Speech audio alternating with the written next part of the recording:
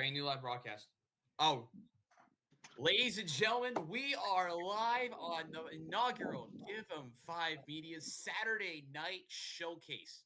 And what a game we have for you tonight. It's the Georgia Bulldogs as they host the Tennessee Volunteers. My partner in crime for tonight's game is joining me now, ladies and gentlemen, alongside Of St. course, of John's course. native and across the river host Ben Ganz. I'm What is Robbie. up, everyone? It is a incredible night, you could say, against the inaugural Give 'em Five Media Saturday Night Showcase built by the Across the River podcast.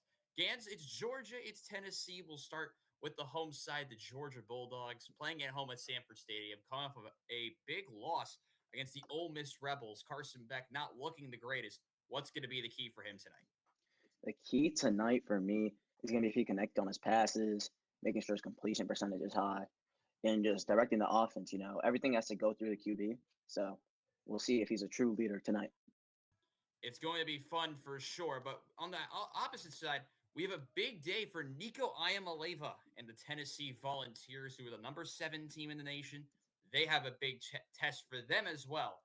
What do you like about Nico and the Tennessee Volunteers offense? First I want to give a shout out to Joe Milton, Michigan legend. Shout out to Charlie Hitt.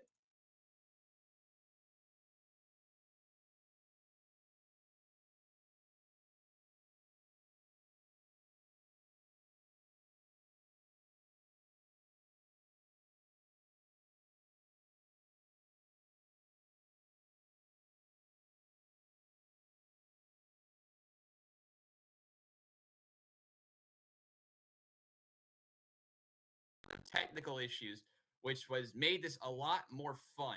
But listen, when you're doing this for the first time, who knows how much this can go wrong? And today we are learning a lot can go wrong.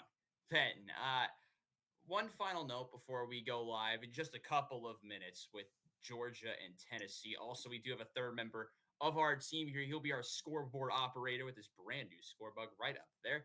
That's Jacob Kaplan. He will be joining maybe on audio later on. Who the hell knows? But defensively, Georgia struggled against Jackson Dart. How big of a key is that going to be, the Georgia defense? It's going to be huge. Past couple of years, they've been one of the best defenses in the nation, which is why they made it so far in the past couple of years. But we'll see what they can do this time. It'll really be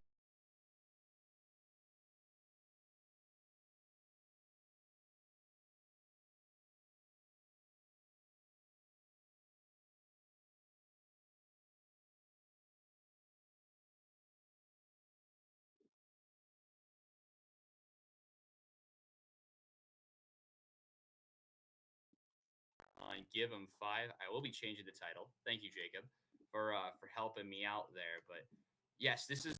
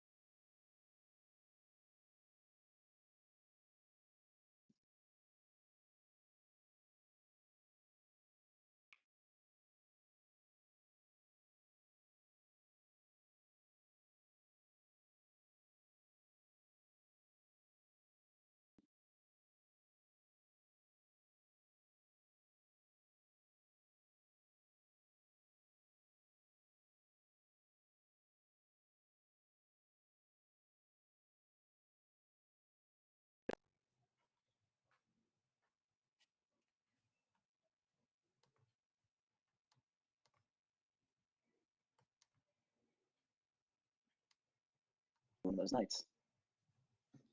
apologies also as well if the cameras do go out. We are testing this for the first time with the brand new equipment, the brand new score bug, and everything going well.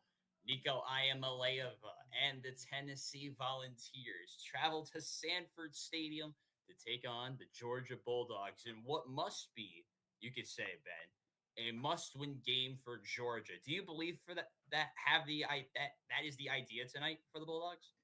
100%. I mean, it's probably the biggest game of the season so far, besides the Ole Miss game. But because of what happened in the Ole Miss game, this game matters that much more. So it's gonna be a great game. Once again, we're just moments away. Sanford Stadium, a packed house in Athens.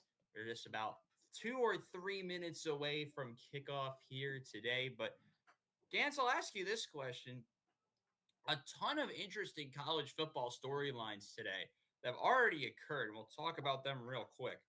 The big one is LSU. They went out and lost to Florida by 11, which I don't know if really anyone expected that, though. LSU, one of those little bit suspect teams out of the SEC, they went out and went out and lost, beg your pardon, to Florida, a team that no one really knew what they were going to do this season. How big of a win was this for Florida? I think it was a huge win, especially for DJ Lagway. Really had a great game tonight. And just more confidence, and also for Billy Napier himself. People have been calling for him on the chopping block. Clearly not. After this win, they're going to be praising him with joy. So it'll be a fun time in the locker room, to say the least, tonight.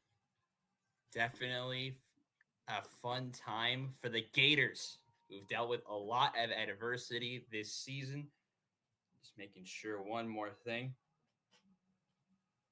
is set to go. I did fix the title, Ganz. I did fix the title.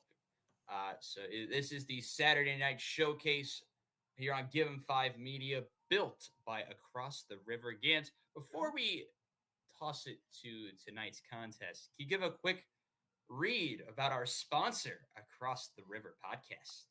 Our sponsor tonight, well, I'm from the Across the River Podcast, if you don't know. That's why you're doing it. Yes, I know. It's ran by me, Jacob,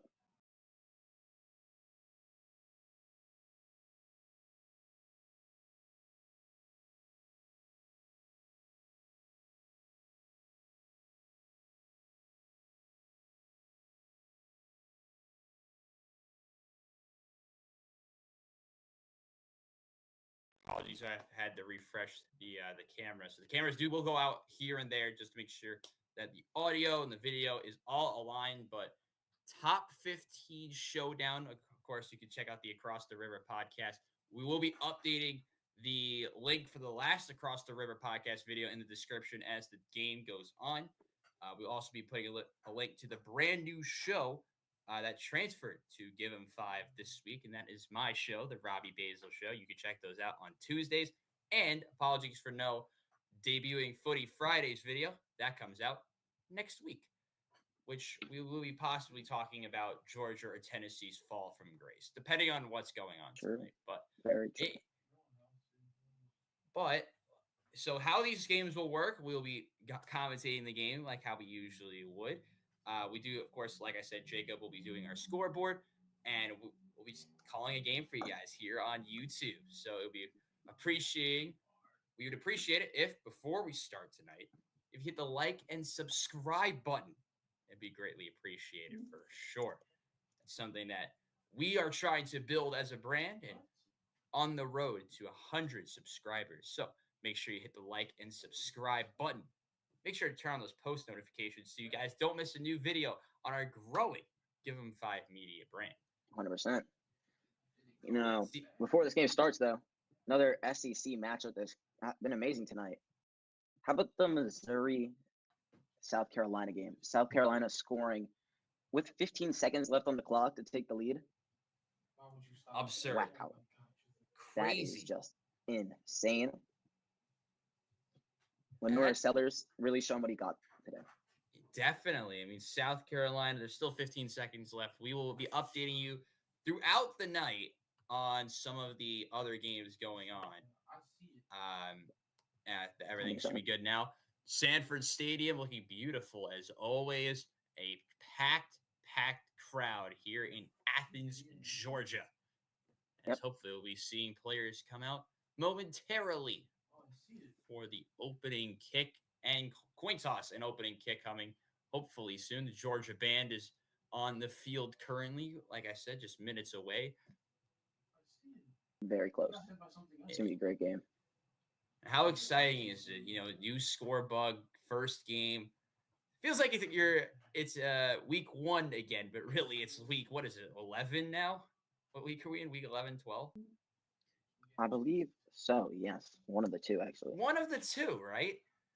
Yes. This feels great. First game, new channel. I am excited. I can't tell you how much I'm excited. That's why I'm bottling it so much. I'm way too excited for this. This feels insane that we get to do this once again. But on this channel, also, Gans, this is your debut as well. For So YouTube, it is. for YouTube, it is. So just for reference, in case you don't know who we are, I'm Robbie Basel, commentator for ESPN at Iona. Alongside me on this side is Ben Ganz, one of the commentators for St. John's Athletics for the student broadcasts. So you'll be able to hear both of us eventually on ESPN Plus or on, what is it, Mixer? What is it? What's the play? Yeah, or iHeartRadio. One of the iHeartRadio. That's what it is. I keep forgetting what it is. Yes, you can listen to games on iHeartRadio once we get more updates on future broadcasts for either of us or any of our other broadcasters that will be joining us later in the season. We will have those in the description for you as well. Minutes away from Georgia, Tennessee. You would think this game would be kicking off already, but no. Here comes the Georgia Bulldogs. Headlined by Coach Kirby Smart. Coming off of a lot of adversity after their loss against Jackson Dart and the Ole Miss Rebels. How about that Ole Miss team? Jackson Dart. We were on a podcast together, Gans, back I believe it was in late August, and we didn't know what to expect out of that Ole Miss team with Jackson Dart, and they've really proved a lot of people wrong. They definitely did. I was unsure about them. I was on the edge. I was like, ooh, I don't really know. But Lane Kiffin put some dogs together, and it's been a great season for them. So it really proved that they are one of the top teams in the nation.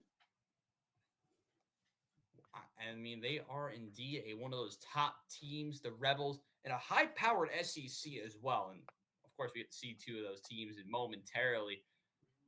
But the SEC, so many good teams. Georgia, Tennessee, Ole Miss, Bama, Texas. 5 teams that you could possibly see in that 12-team playoff. And right now, if you really think about a team on the outside looking in, it has to be Georgia. Because remember, top 5 conference winners make it to the playoff. And right now, one of the conference champions would be Boise State, which would knock Who is down 14-0 right now to San Jose State. And San Jose State's in the red zone trying to score another touchdown. So that will be fun to watch out for as well. But let's talk about Georgia under Kirby Smart. 7-1 against the Tennessee Volunteers, 28 straight home wins. So you have the expectation for how good that Georgia team can be. But if you look at their chances to make the college football playoff right now with this win, Tennessee, it'll be about 96%. Georgia, roughly 91% per the All-State playoff predictor. With the loss, very tough road for Georgia. According to the All-State playoff predictor, 100%. 36%. And for Tennessee, it's about a 50-50 right now. So it will be fun to see how impacted both of these teams' seasons can actually be. So we are I'd say about 2 minutes away from kickoff now. Kickoff will be about 7:50 Eastern time. Kirby Smart getting interviewed right now. Talk a little. I know. Talk a little bit about. We talked about Carson Beck, but for him, it's been a very roller coaster season. Talk about what you like and what you don't like about Carson Beck. Ooh, what I like and what I don't like. First, I'm going to start off with what I don't like. 12 interceptions this year. I feel like he could be doing better than that. I feel like that has been a struggle of his this year. When we saw it last week, we've seen it multiple times this season. So I feel like that's really just been a struggle for him. But then at home, his completion percentage has been 71%, and this game is at home, so I think that's going to help him tonight. And let's get this game started. What do you think? Man, I've been waiting too long. The crowd is ready. We are pretty much ready to go. I'm just trying to help get the Instagram stories, and also follow all of us on Instagram from all 8 members here on Give 'em 5. It'd be greatly appreciated as well. We'll shout them out as the game goes on. Georgia wins the toss. Tennessee wins the toss. They deferred at the second half. So the Georgia Bulldogs will be the ones to get the ball first. Let's get this thing started. I'm excited. It'll be Josh Turbyville to boot it away for the Tennessee Volunteers. The crowd is amped up. It is Now, loud in Athens. It is go time. The debut on Give 'em 5. We are underway in Athens.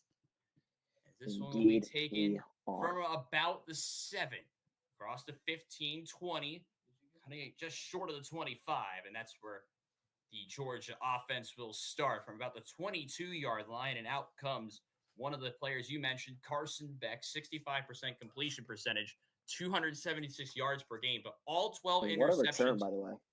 Yeah, it wasn't a bad return. Wasn't a great return either, but all Josh 12 Jones there. interceptions in the last 6 games for Carson Beck, and they'll have it on first down and 10 at around the 22-yard line, 23-yard line.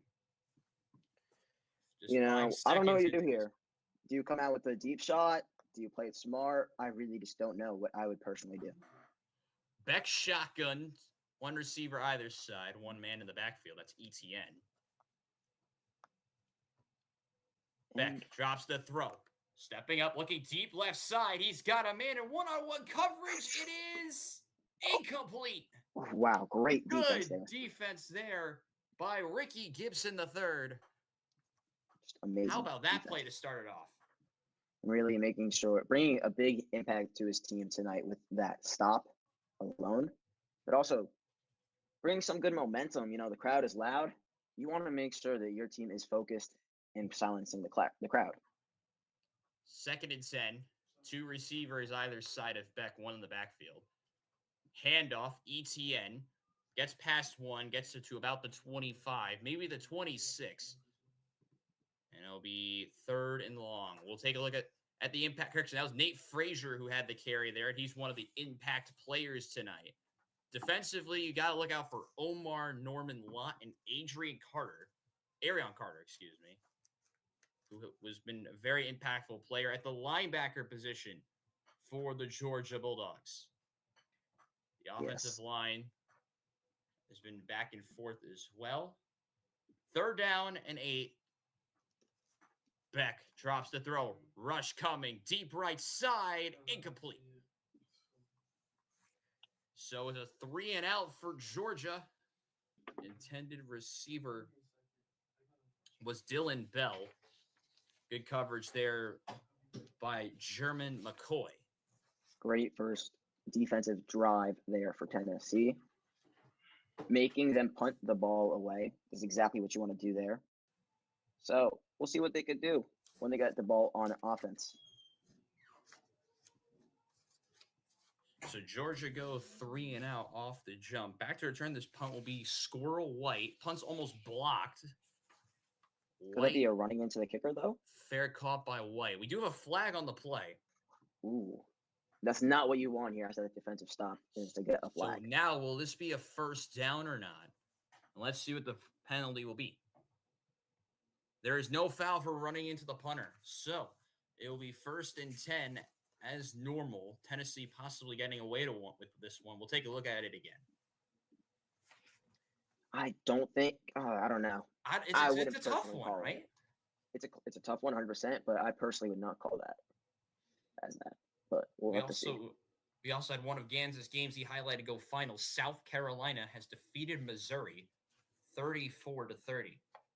So the Gamecocks get it done against the Tigers, but trying to get it done now will be Nico Iamaleava, the young quarterback, 9-1 in his career as a starter. He has a little under 70 yards less per game than Carson Beck, but hasn't turned the ball over as much. He's done a lot more things right. And now we'll try to lead this volunteer offense as they have it on first down. Iamaleava shotgun. Drops the throw. Fires. Complete for about a couple of yards. That's Basel, who you highlighted I mentioned earlier, actually. Yes, as we take a look at the impact players. Dylan Sampson, who's been great in the backfield at running back. He gets it here for Tennessee, trying to push his way forward and gets across the 30 to the 31-yard line. So it'll be 3rd down and a long one for Tennessee. I think this is an easy get for Tennessee. Sampson's been great this whole year. Just give it to him and let him make the magic happen. and They continue do this give it drive. to Sampson again, trying to move his way forward and breaking tackles as Sampson across the 35. How did he escape that one? We won't know. That's a gain of about 7 and a first down for the Volunteers. How does he break Make that me the tackle? offensive coordinator at this point with what I'm saying. Come on. First thing, it's to get to the Braswell, and he's making some magic happen. Imaleva. Quick out route, complete. And that's going to be right towards the first down marker. It's the tight end, Miles Kitzelman. And that'll be second and inches, second and 1. It will be second and 1. Now, do you go back Tennessee. to running it again here is the question. That's my question for you. It is interesting. It's an interesting shout. I mean, second and short. It's a good opportunity, but shotgun again for Imaleva. They love having him out of the gun. They do. Squirrel White. Squirrel White is out there at wide receiver. They look for White. Passes complete. Big hit, but White is able to hold on. This one's across midfield. What a hit. And that's a first down for the Vols. That's that big-time college hit, but the fact he was able to maintain the ball, keep it with him, and come down with it really helped. It seems like they're on point tonight. Play action. Deepo Imaleva looking deep right side. Incomplete, but a flag. That's easily a flag. Pass interference on the defense right there. Julian Humphrey, they're better than that. Come on. That's just disappointing to see for Georgia defending fans. There by Humphrey. David Smith is our referee. It is pass interference. The four-star from Texas. He's, four-star. Previously committed to Florida, but ended up flipping to Georgia. Not the best play for him. Intended receiver was Basel, one of the better deep route runners on this Tennessee offense. And it'll be first down and 10. And shout out to JJ Seglio in the chat. Yes, indeed. We'll take a look at the chat, answer some questions later on. Ball to 31, Imaleva in the gun. White in motion. 3 on the outside. Play action, Imaleva. Firing right side complete across the 25 and down and around the 20. That's Kitzelman again. And another first down for the Vols. Loves using his tight end. Very helpful. Play number 7 coming up on this drive. Imaleva has been nearly perfect. They're going to go with a handoff across the 20, but not really much farther. Down at around the 17 for Sampson. We'll see where they mark him. So the Vols, if you're just joining us, are driving. They're at about the 17-yard line in the red zone. Imaleva on the gun. Play action. Looking right side. Incomplete. Good defensive coverage there by the number 7 for Georgia. That's Daniel Harris.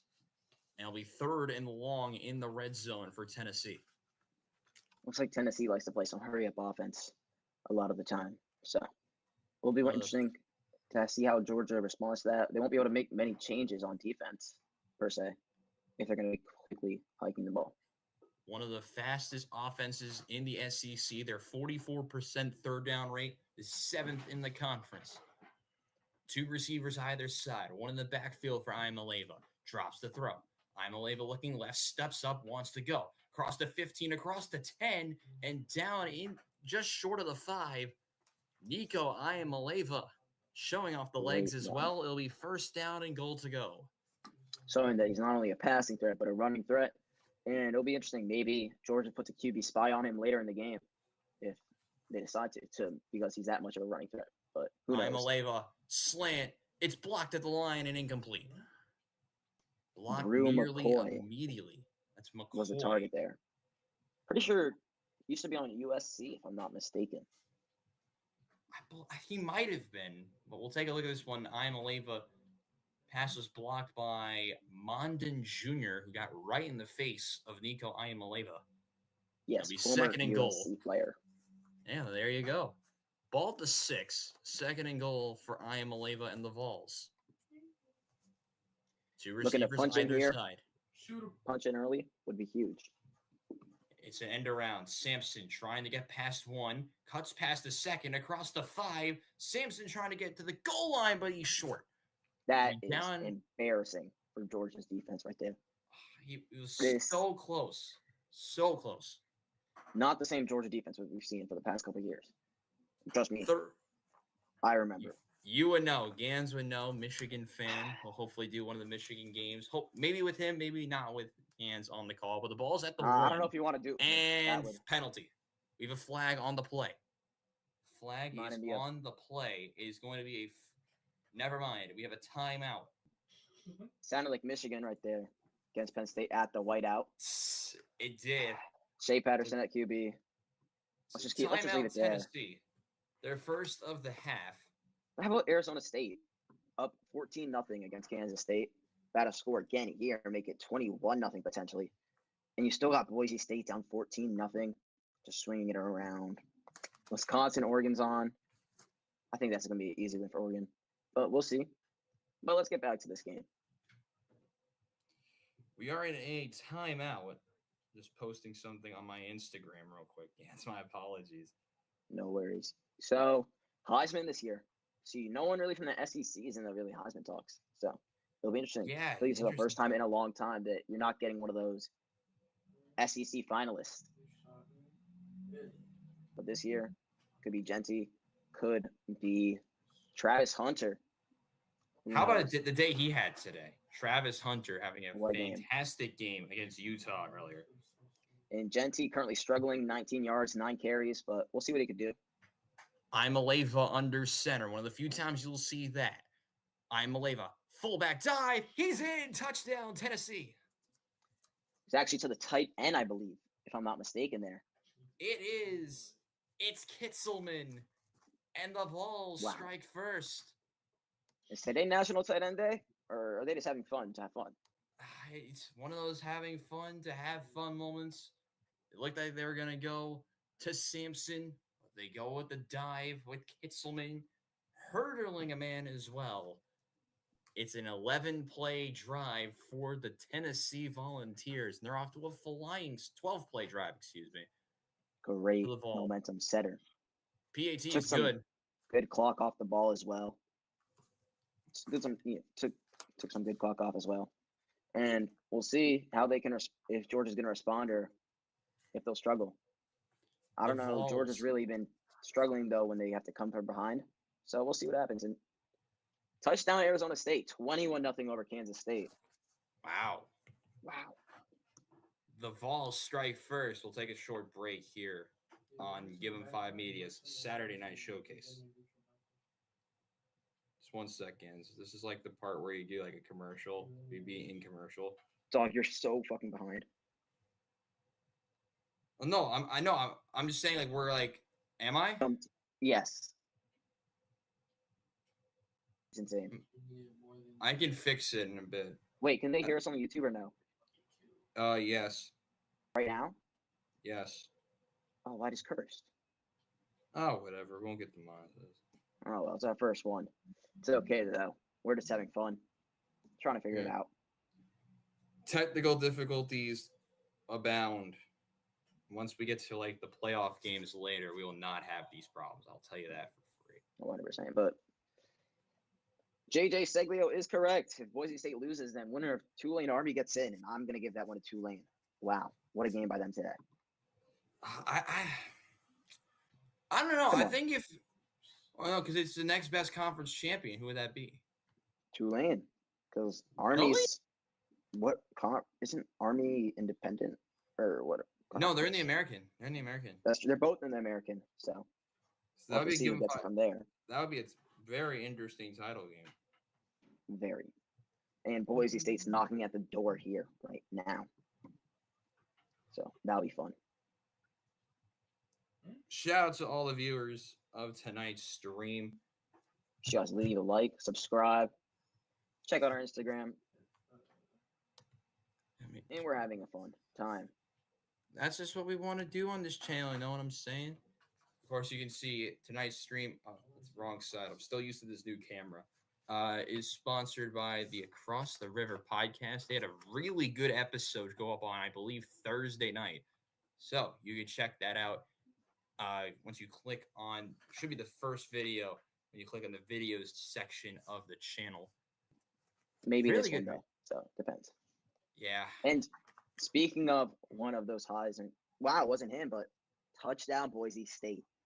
They weren't going to go away that easily, were they? They were not. That's for sure. Now, the yards in this game right now is insane. 63 yards for Tennessee, 2 for Georgia.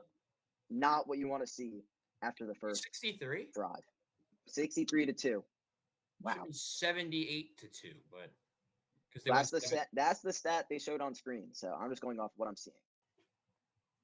When you look at Josh Heupel's offense, as we welcome you back, Georgia against Tennessee, the points per game numbers, if you look how staggering they are. 13.3 points per game against Georgia, 40 points per game against everyone else. That's an absurd number in itself. But they took out the penalty yards. Makes sense. That's probably why. And we are back underway again. And this one will not be returned. It will be a touchback, and Georgia will have the ball at the 25-yard line. It was a 3-and-out the first time for the Bulldogs. It was not a productive opening drive. Not at all what they want, and I don't think one of the Cabinet twins is happy right now. I cannot blame them at all, but Carson Beck, the dramatic comparison from this season to last season, 24 touchdowns, 6 picks last year, 17 touchdowns, which isn't terrible, 12 picks. We highlighted that earlier. 12 interceptions, ridiculous from Beck. And one main thing for me is that Georgia, there's no star wide receiver for them this year, I feel like there's no just main guy. That's my opinion. You may disagree, but yeah, it's a tough one. Hard hitting, you know the name. Yeah. Well, they do give it to one of their ground and pound type players, Nate Frazier, moments ago, and he got about 2 yards on first down. Like, there's no George Pickens. This team needs a George Pickens. 9:37 to go, opening quarter. Dillion Bell, I would say, maybe. Quick pass out to the right side, across the 30, and down at the 31. Speaking of Dillion Bell. It is Dylan Bell who's on the grab that time on the quick check down pass. Now the question is, when are we going to see some of Trevor Etienne? Is he even playing? Is he injured? I don't know where he's been lately. He might be. We don't watch Georgia football very much. He's out, actually. He is out. Okay. So you'll see a lot more Nate Frazier. 3rd and 4. Beck drops the throw. Slant. Complete. Across the 35. Short of the 40. It's Bell once more. It's a gain of about 10. First down, Georgia. Say they lose. Are Georgia fans going to make the excuse? Oh, we didn't have Etienne. Well, no, they don't have. They finally got one now, and that was a first down. There you go. Play action. It's blocked at the line and almost intercepted. Good work there. Nice play off the edge. It seems like he's a bit scared to throw the ball. I'm gonna be honest. Again, yeah. We've seen that so many times from him this season. I don't know what happened. Maybe he's in his own head. I don't know, but this is not the same Carson Beck that we saw last season. Josh Joseph. Maybe it's the new play. I don't know. Maybe some of the play call. I really just don't know. Everyone on the team doesn't look good. Beck, I think Michigan can put up with them. Lobbed right side, incomplete. That's what I'm saying right there, though, Robbie. That was like a scared ball. Nitro toggled the intended receiver. But didn't that look like a scared ball to throw? Not really. Lofted it up and prayed. It's a little bit too far. Maybe possible miscommunication as well. He knew it was a little bit off that time, but this is what you don't want to do against Tennessee. If you've watched games from them over the past against this Tim Banks defense, is have 3rd and long against them. That's the situation they're in now. 3rd and 10. I don't even know what I would do. It's dropped. Incomplete. Wow. Tennessee just looks like the better team. Personally, before the game, I would have taken Tennessee. Who would you have taken pregame, Robbie? It's a tough one. I would have said Georgia at home, but right now, by the way, that drop was by Dominic Lovett, and it will be 4th down. It looked like that pass slipped out of the hands of Beck. It's a Beck's a really mess. weird sequence there. So Georgia's offense not off to a clicking start. They'll punt for the second time. Brett No. Thorson on to punt once again. 8:22 to go, still in the opening quarter. Thorson's punt is away. White is back to return. And it bounces out of bounds. So it will be Iamaleava, the Tennessee Volunteers offense, to take the field when we return. Still only halfway through the opening quarter. You're listening to the Saturday Night Showcase game here on Give 'em 5 Media. You are. Swinging it out to some other games around the league. Texas A&M cooking up New Mexico State. I really want to focus, though, on the University of Massachusetts. That game today. I knew you wanted to highlight that. I knew you wanted to highlight that game. I'll let you talk about it. I just want to talk about that one for a second. Go ahead. The kicker. Oh, my. Oh, my. Oh, my. Okay. So put it in perspective for the viewers. Tie game with about 10 seconds left, I would say. Something like that, I think is what – I don't really remember because I was working. Now, Jacob Lurie has been bad this season already. Going into today, he already missed about 6 field goals, I would say. So I think it's something like that. A good hitter. Yeah. Misses the field goal. Okay, go to OT. Okay, I mean, missed field goal, it happens. No worry. They score. Miss the extra point. And they lose by 1 to Liberty. Would have been a huge win for them. It could have shaken a lot up within college football. Because, Liberty's one of those teams that may sneak in if the things go their way. So we'll have to see how it goes.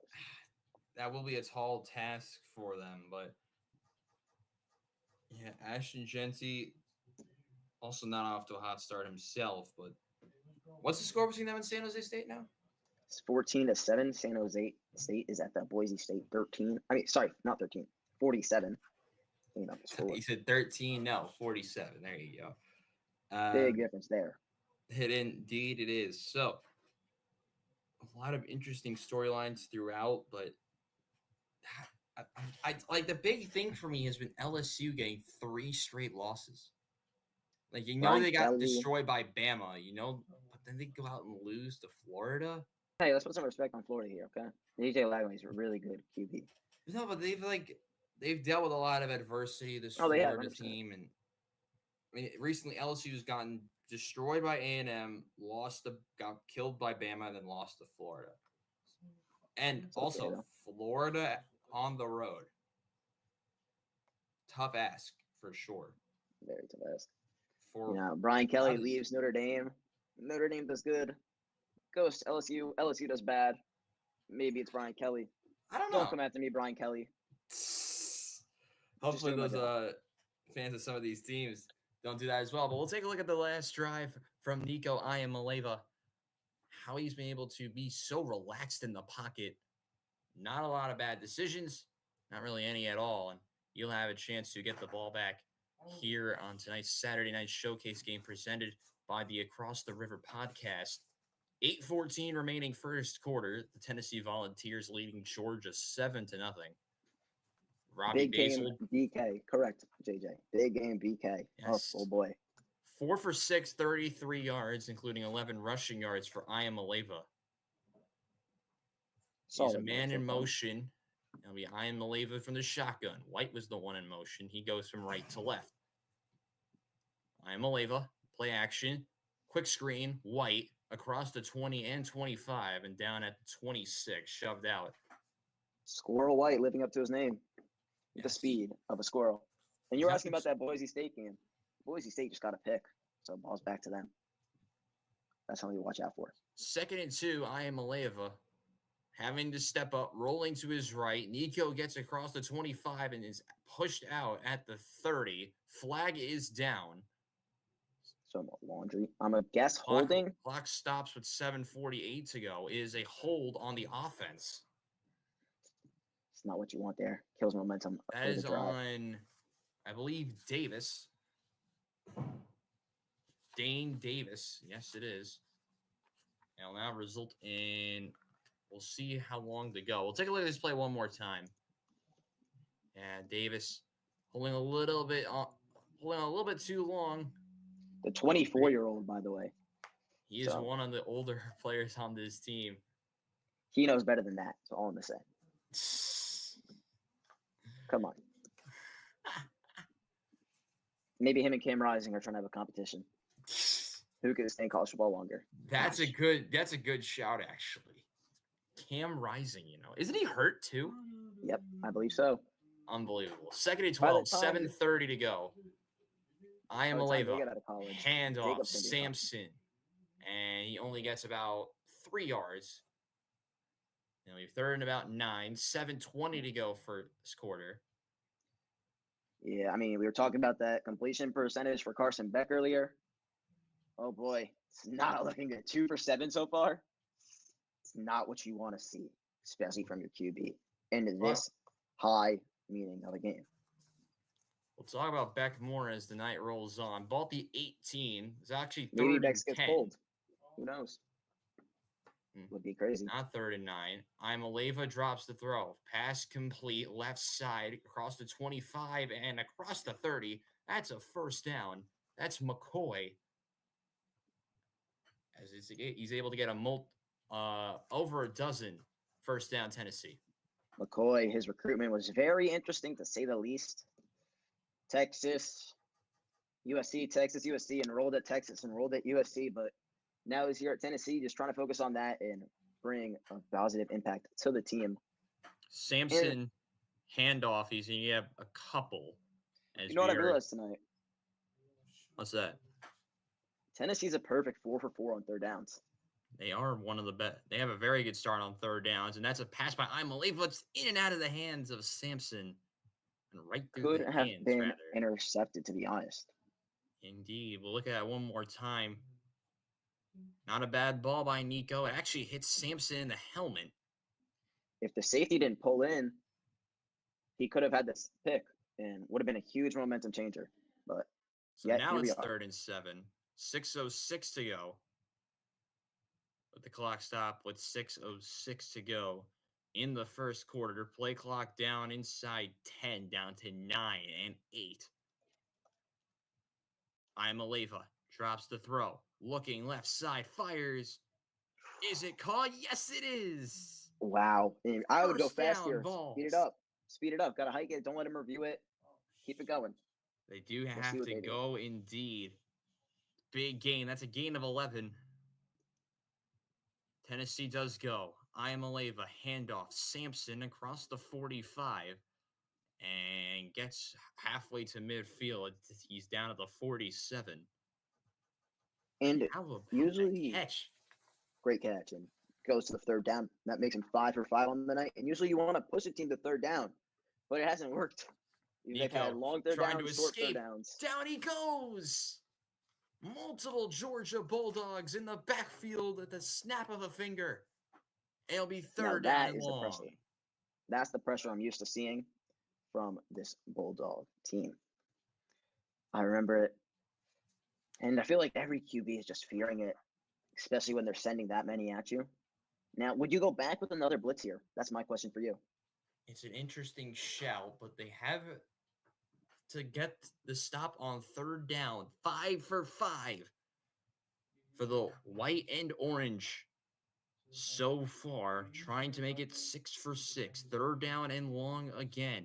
I am Aleva. Drops the throw. Blitz coming. I am Aleva escapes. Fires right side. And it's incomplete at the feet of his receiver, Basel.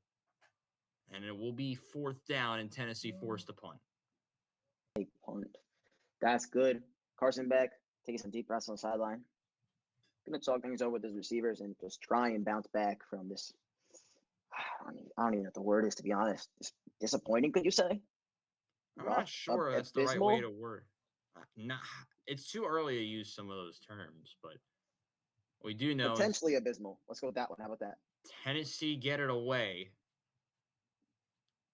and takes a nice bounce, and it'll be down at around the 5. So 4.5 minutes to go, first quarter. Carson Beck off to a slow start, only 2 for 7. He sees that turn here on Give 'em 5 Media. There you go. There's your commercial break. Swing it around to some other sports. Braun going for his 5th triple-double in a row tonight. Already got 2 assists. See what he could do. And Boise State is about to score. That was short-lived. Very short-lived. Very short. Wow.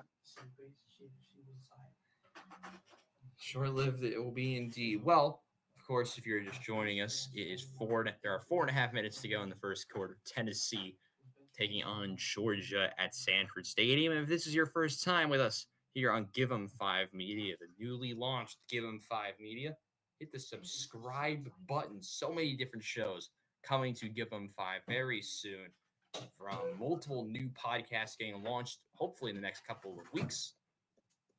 You'll hear about some more of those podcasts as the night goes on.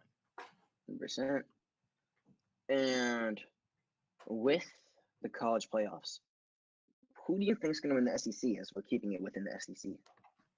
That's a tough one, right? I mean, you have Texas. They've been great.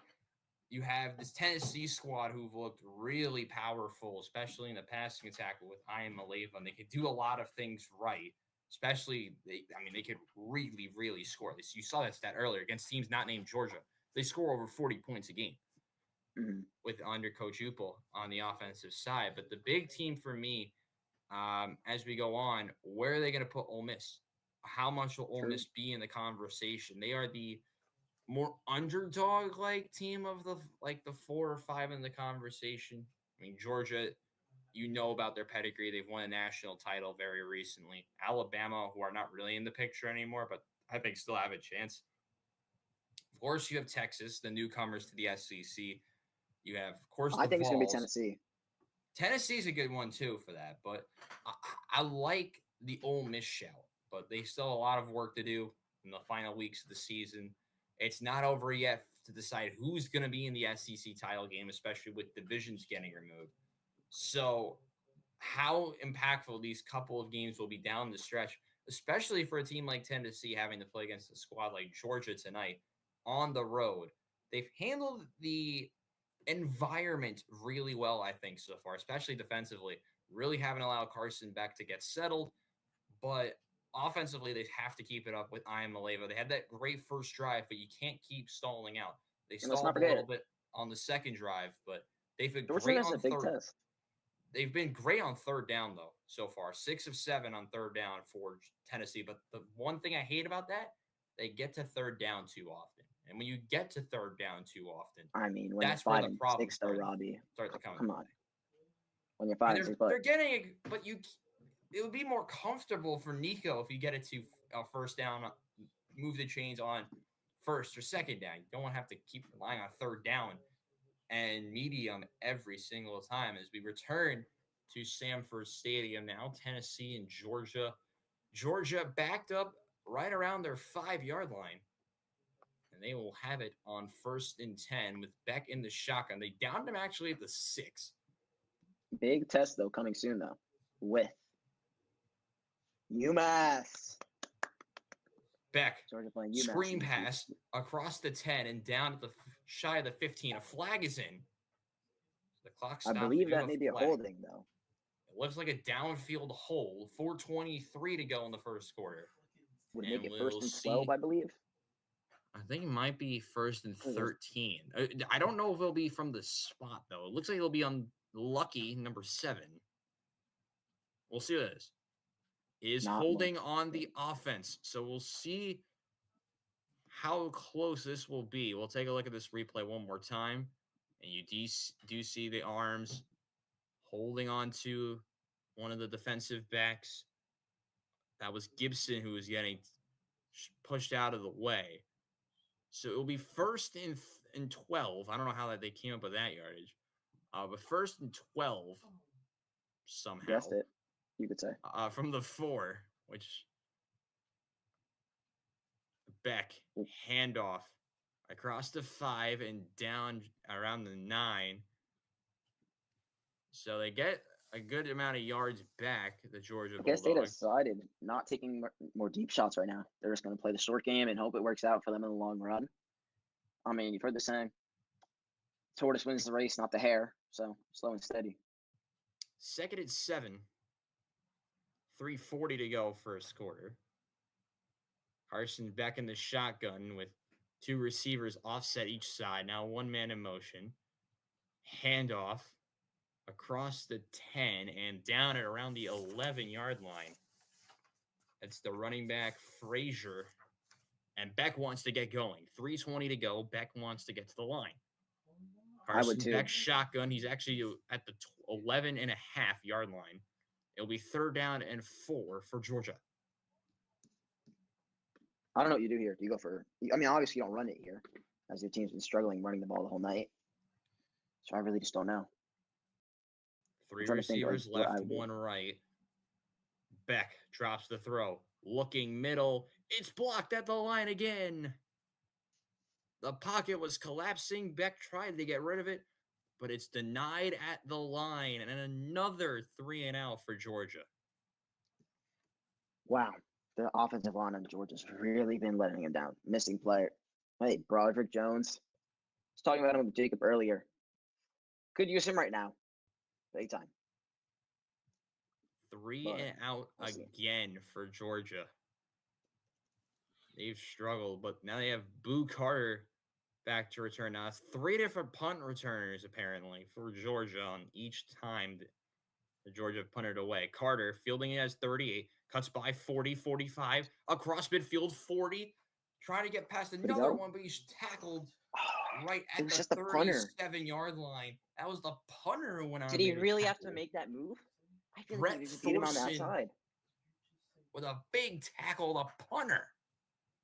Go make a name, son. But it's phenomenal field position for the ball. Do you think he could have beaten him on the outside? I don't know. I mean, good. First of all, let's look back at the punt. 2 cuts, trying to get to the edge. Missed block. That's what it is. Missed block assignment. And one of their downfield runners. That was Arian Carter missing a block. That would have blocked the punter. And then you have a good feeling that Carter was gone. But they have the ball at the 37. Now, I mean, if you don't score TD here, it's a bunch of what ifs. Too many what ifs. I'm Aleva in the shotgun. Play action. Slant. Left side complete. Across the 35. It looks like forward progress with McCoy will get him just shy of the 30. We'll see where they mark him. 2:24 to go first quarter. Then mark him down to the 31. Boise State is on the San Jose 6. Oh, number 6. Aleva. Guess it was common. Play action. Aleva stepping out, try to run, but he has nowhere to go. Another sack for Georgia. 3 or 4 guys were right in there, and it's 3rd and medium for the Vols. I feel like this isn't the first time that we've seen Nico making some bad mistakes there. I remember in the Florida game, if I'm not mistaken, he made that call. I mean, they still won the game, of course, but it was a very. Wait, did they beat Florida? Did they play? Yeah, they had to have. They beat Florida. I think they just barely beat Florida, though. So that play in that game was almost very costly, but of course, his teammates backed him up. Handoff going nowhere. Multiple Georgia Bulldogs in the backfield trying to get this crowd right into this. They gave Putting it to the trust Selbin. in the kicker. Correction. They gave it to the number 27 of Peyton Lewis, freshman, but he is going nowhere, and it'll be a medium-length field goal for Tennessee. Putting a lot of trust into your kicker there by running it on 3rd and 5, especially with your backup running back. So, I mean, as a kicker, you must feel good here. Gives you a lot of confidence going out on the field to take the kick. I think he has this 52-yard attempt. Snaps good. Holds good. The kick is good. Money. So with 43 seconds to go in the first quarter, the Vols get a brilliant punt return, but can only get 3. But they do get to double digits here in the first quarter. And longest field goal on the season for the Tennessee kicker Gilbert, and is now the Tennessee Volunteers 10, the Georgia Bulldogs nothing. People are telling me, what is a dog? It's a great question. Charlie hit. What is a dog? What is a dog? Mm. I don't know. Is that what are we gonna say? What is a bull after tonight? Which one? It's gonna be what is a Stay dog. tuned. I mean, you I don't think it's call gonna them be what what is a a dog. bowl with Georgia, no? Vol. Like on Oh, a Tennessee. vol. The Volunteers, yeah. It's a vol. That's how you say it, not a vol. And touchdown. Guess who? Boise. Guess who? Is Ashton Genty. It's the Heisman winner right there. I'm saying it. That's my Heisman winner. I think Sorry, it's a lot Lennon. of people. Could be Cam more, won't but be into the discussion though. Tennessee booted it back to the Dogs. To the Dogs. We're going with the Dogs now, I guess. And it's a touchback. Now we'll call them the Georgia Bulldogs. That is their real Do title. they deserve the Bulldogs right now, though, with how poorly they've been playing? They kind of have to. Let me fix something. Kirby Smart's a lucky man. If it wasn't Kirby Smart, it wouldn't be the Bulldogs. I don't know. This maybe a discussion for another time is one thing we will have to watch out for early next week will be the college football playoff rankings. We'll talk about Speaking of that, we'll talk about Indiana. more in a moment. We'll talk about that more in a moment. How about Indiana? We'll talk about Indiana at the end of the Ethan first Bonner, Indiana. Shout out Ethan Bonner. Beck first down, play action, rolling right. Beck trying to make a throw, incomplete. How about that defense there by the Vols? Getting his hand in there. Was I believe, we'll see who that was. It's kind of tough to tell. This defensive play though, Ganz. I mean, the defensive play from Tennessee has been amazing. But, that can switch in the matter of seconds. So we'll have to see if they can keep that up. And it will be interesting. But if they can definitely keep this up, give me Tennessee by 50 potentially. That was McMurray, but to make the last play, and there's a handoff to Frazier, and he's going not far. And that might take us to the end of the first quarter. We'll see if Georgia runs another play. I think you run another play here if I'm Georgia. Looks like Beck wants to get the boys to the line. 3rd down and 8. Georgia with only 28 yards of offense in the first quarter. See what you can do here. Flags I'm going for thrown. a long shot. Free play Georgia. Beck looks to throw. It's caught across midfield. Breaking tackles across the 40. And a down at the 35-yard line. Big play there. Dominic Lovett. The penalty will be declined. And that will likely take us to the end of the first quarter. Oh, I think that leaves us 1 second on the clock. Well, the clock will be running. The clock will run, true. I was unsure about the penalty or not, but wow. He's going to be offsides on the defense. The right end went a little bit too early. Look, they ended up getting it, but say they didn't complete that pass, then it's just little mistakes like that kill you. But we'll see what happens. A little bit too early. But how about this throw? And how about the catch? Dominic Lovett. The catch is more impressive. Able to break the tackle and get about 20 additional yards. The difficulty on that catch as well for Dominic Lovett, keeping this Georgia Bulldogs drive alive, and that will take us to the end of one in Athens, Georgia. The Dogs have been struggling on offense, but they are starting to find their groove. But it's an early touchdown on a tight end rush that gets the Vols up 10. Don't go anywhere. We return with Give 'em 5 Media's Saturday Night Showcase. We've been streaming for almost an hour already. That's this game's going forever. It is very slow. You're so behind. That's what happens sometimes. Actually insane. What? You're so behind, it's killing me. Oh, no, I can't blame you. Look, when the Iona Wi-Fi is once I'm home for some of these games, it'll be so much easier. Also, let me try and fix it. Okay. What are you saying? Tennessee's mascot, Scott, is a dog, apparently. Yes. That's funny. Pretty ironic. That's it. Yeah, it is, Just let me know when we come back. I'm trying to fix this. This is how it usually is. Like, well, my ESPN app is typically the most delayed app, but when we had the Fox app, I was ahead every time. Gotcha. Just let me know like what commercial you're seeing in like a minute, and I'll let you know when. I'm way ahead of you. I'll just tell Also, you when the quick, game's back on. real quick, what are you saying? I'll tell you when the game's back on from yesterday. By the way, shout out to Jacob Kaplan. He is our scoreboard operator tonight. I'm trying a different broadcast, so hopefully this works. Let me know when you go back live. I'm trying a different broadcast. What are you watching it on? My TV. Well, yeah, I'm watching this on the ESPN app, so the app's usually behind. Braun struggling in the first quarter. Maybe not get that triple double again. Only 3 assists, but hey, still a lot of game left. I believe in my glorious king. He got that. The Captain America has that in the bag, one may say.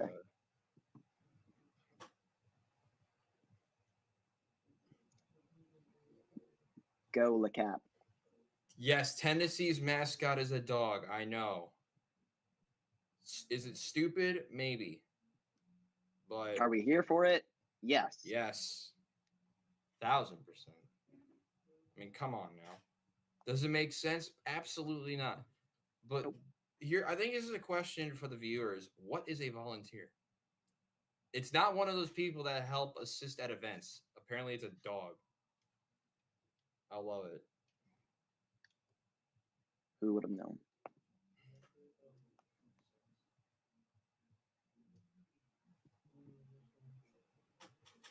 Coming out of halftime right now. I mean, out of commercial, sorry. I still have another, like, second or two, I think.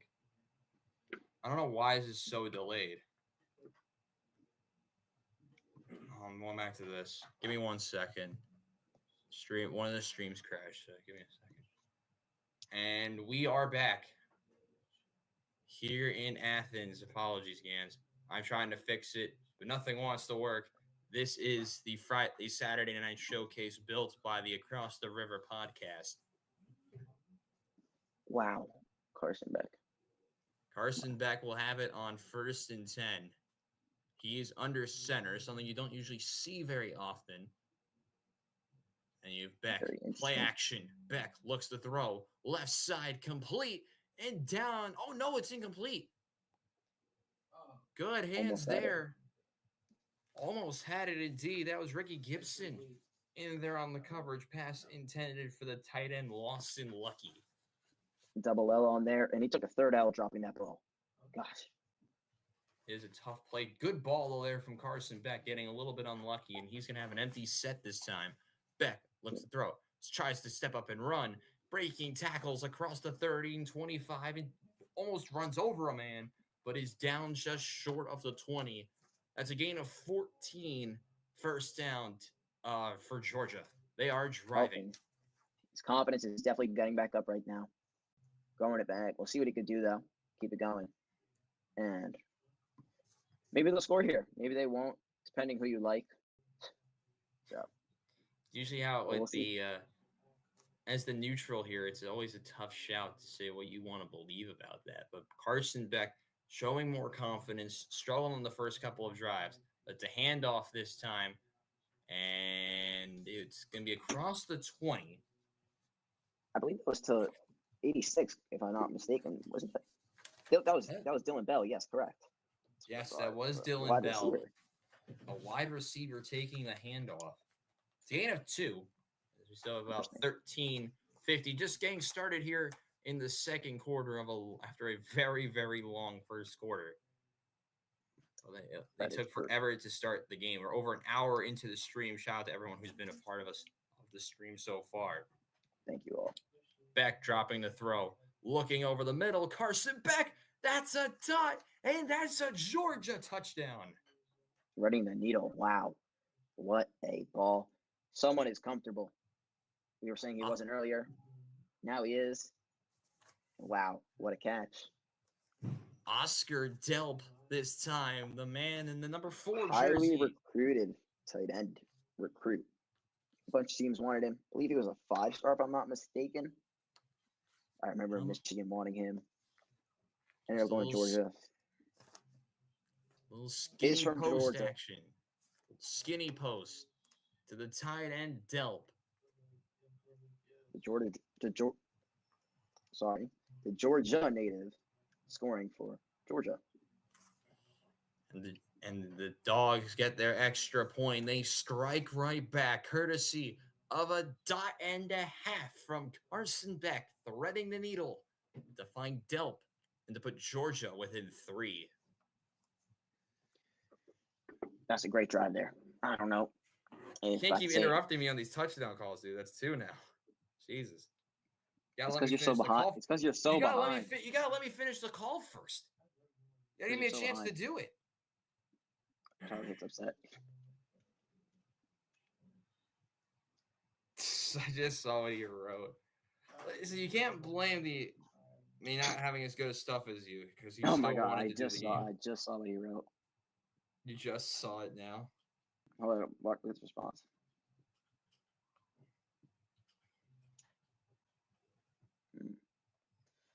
Carson Beck reminding me a lot about Stetson Bennett for some reason, I would say.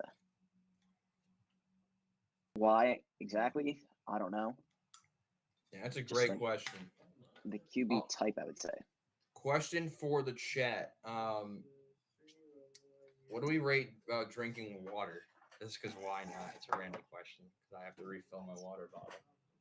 So I think of like random questions. This is what I did on JJ's stream when I streamed with JJ. Just think of random questions. You got your Brita filter. You're living the college life. You have a Brita filter in your room? I don't have a water fountain on my floor. Oh yeah. So I have to have a Brita. Yes, I do. Dorm. I don't live at my house back home. Get good. Game's the game, you'd say there. Yeah. Who's the one behind? Blame the Wi-Fi then, mate. I don't know. Score is 10-7 with 13:30 left to go in the second half. Quarter. Yes.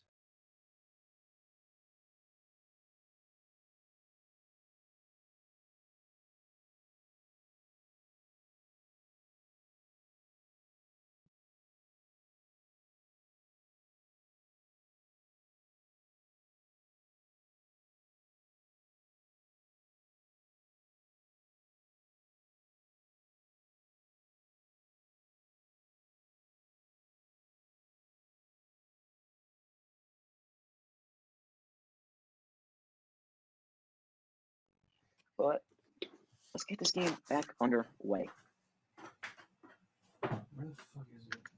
With Georgia kicking that ball off. Tennessee not going to return. They're just going to let that one go out behind them. Now, that ball by Carson Beck, just threading the needle perfectly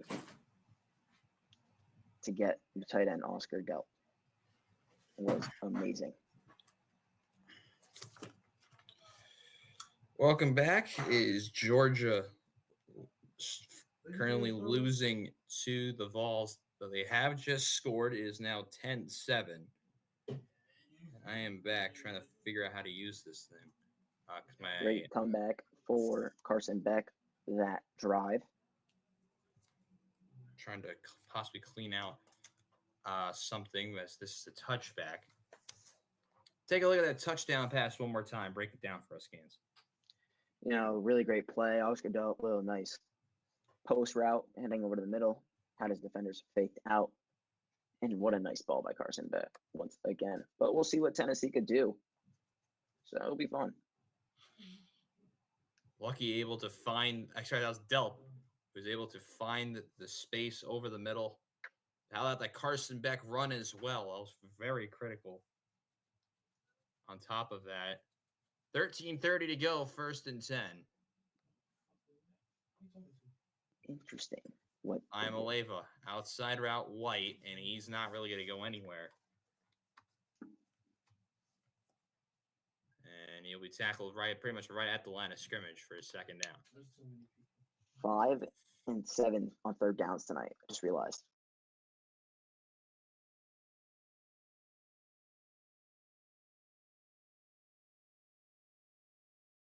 10. And we'll get to the third down. As Ganz mentioned, it'll be third down and about a pair from the looks of it. Exactly. Sorry. 3rd and 2. Wow. Great call there. I would assume here you're just going to go with Dylan Sampson. Nothing's fancy here. Just stick true to what you got. That's me personally, of course, but we'll see. Opportunity for Georgia to get another stop on third down. Handoff. Sampson. He will get him. First down, Georgia has Tennessee. not been able. Georgia's been struggling stopping him tonight, if we're going to be honest. They really have. And it's been something that it reminds me of Donovan Edwards against Ohio State, actually. I knew you were going to go with that. Wow. Can't wait for him to do it again this year. But we'll see. It's so weird. My laptop's not charging. This stream might be finished, Ganz. I'll just call it. No, but like the whole thing's going to go down. Plug in your laptop. I'm trying to. The plug's not working. Handoff Sampson across the 40, short of the 45. Okay, let me call it. Call a play. You call it, yeah. Well, you try fixing it. 3rd and 4 here for Tennessee. Georgia fans making some noise like they are supposed to. Want to keep the fans on their feet. But we'll see what Nico can do in shotgun.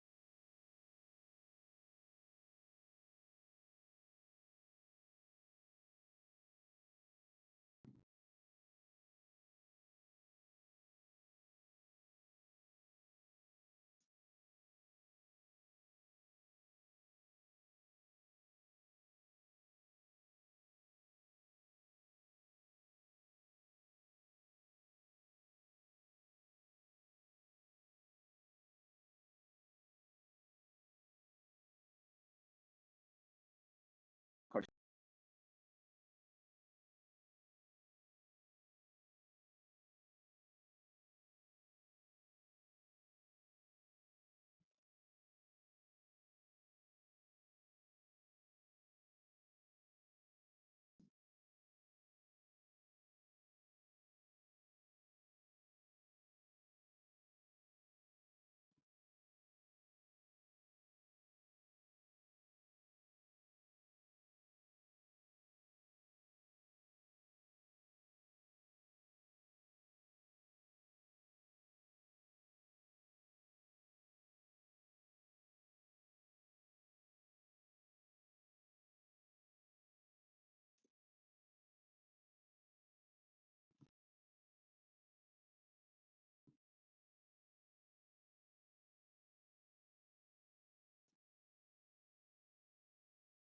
What a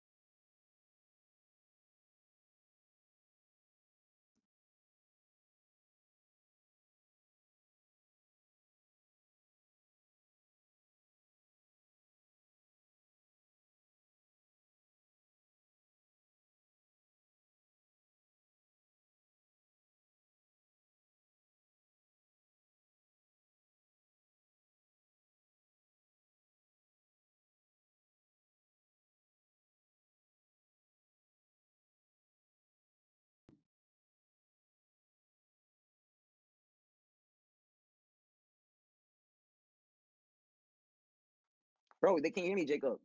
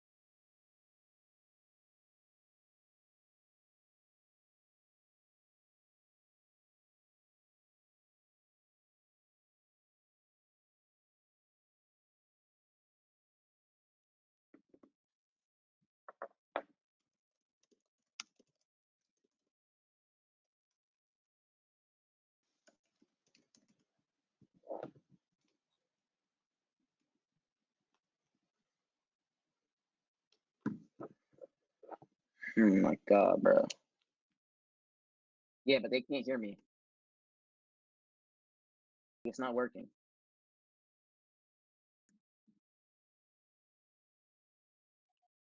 If you could just fix my audio, that's all that matters.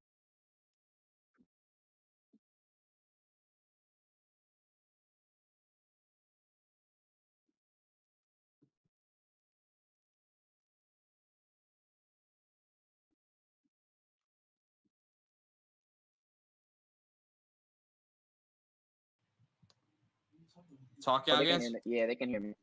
Okay. Second and goal for the Bulldogs. Sorry for the technical.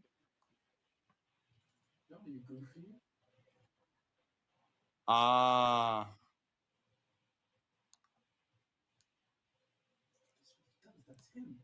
I muted the wrong thing when I was trying to fix something, Ganz. Okay, they can hear me. Don't talk, Robbie. Well, I'm back, so The camera isn't. I know. I'm still working on something. You'll get my camera at the next stoppage. Ganz, keep going. All right. Dylan Bell is down on the field as well right now, but there also is a flag. Dylan Bell would be a huge loss this game, but we'll see what happens.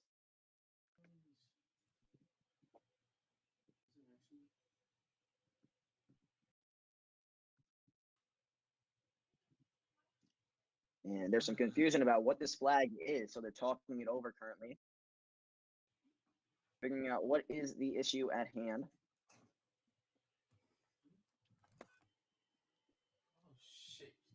Dylan Bell still down. Hopefully he's all good. Don't want to see anyone getting seriously injured. Would be very sad. And swinging it to the other games, sorry. San Jose State's bad to score on Boise State. And what's the call they're looking at here? I'm unsure, to be honest.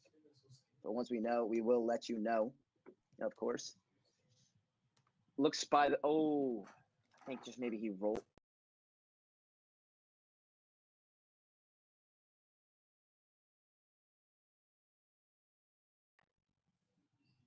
So did we discuss what the penalty was? We're unsure what the penalty is right now, but It's Dylan Bell is offsides. hobbling. Oh, it is offsides. Defense. Look at it one more time. And That's Dylan what Bell fuck- going into the 10. So it was one of those quick end But arounds. check the chat. Touchdown, Oscar Delp, his second one. Wow. What a play by Beck there. Wow. Just wow. That's number 2 for him. Could he get the hat trick? I know it's a different sport, but that's what we're going with. Well, you What might see a play call by Georgia.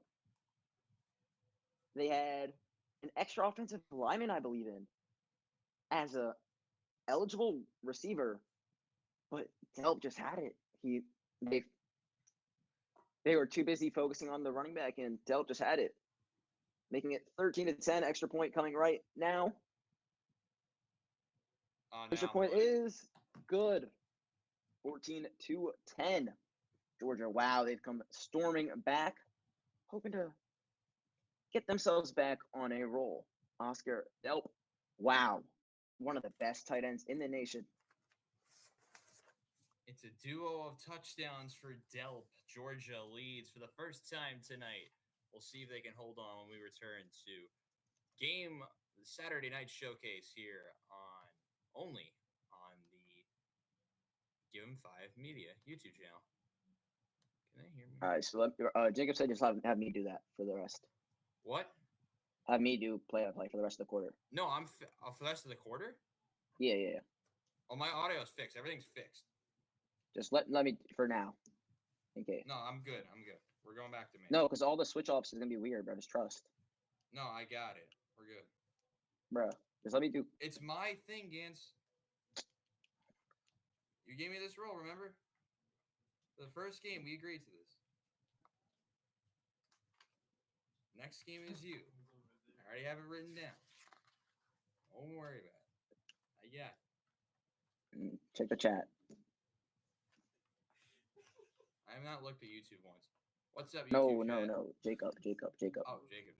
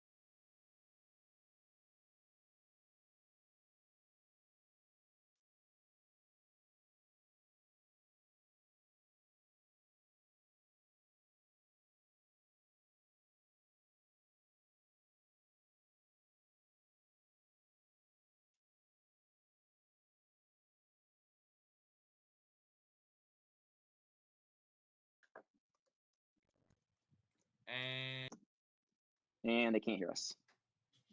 don't worry, I'm fixing it. Talk, Ganz. Hello? Can they not hear us?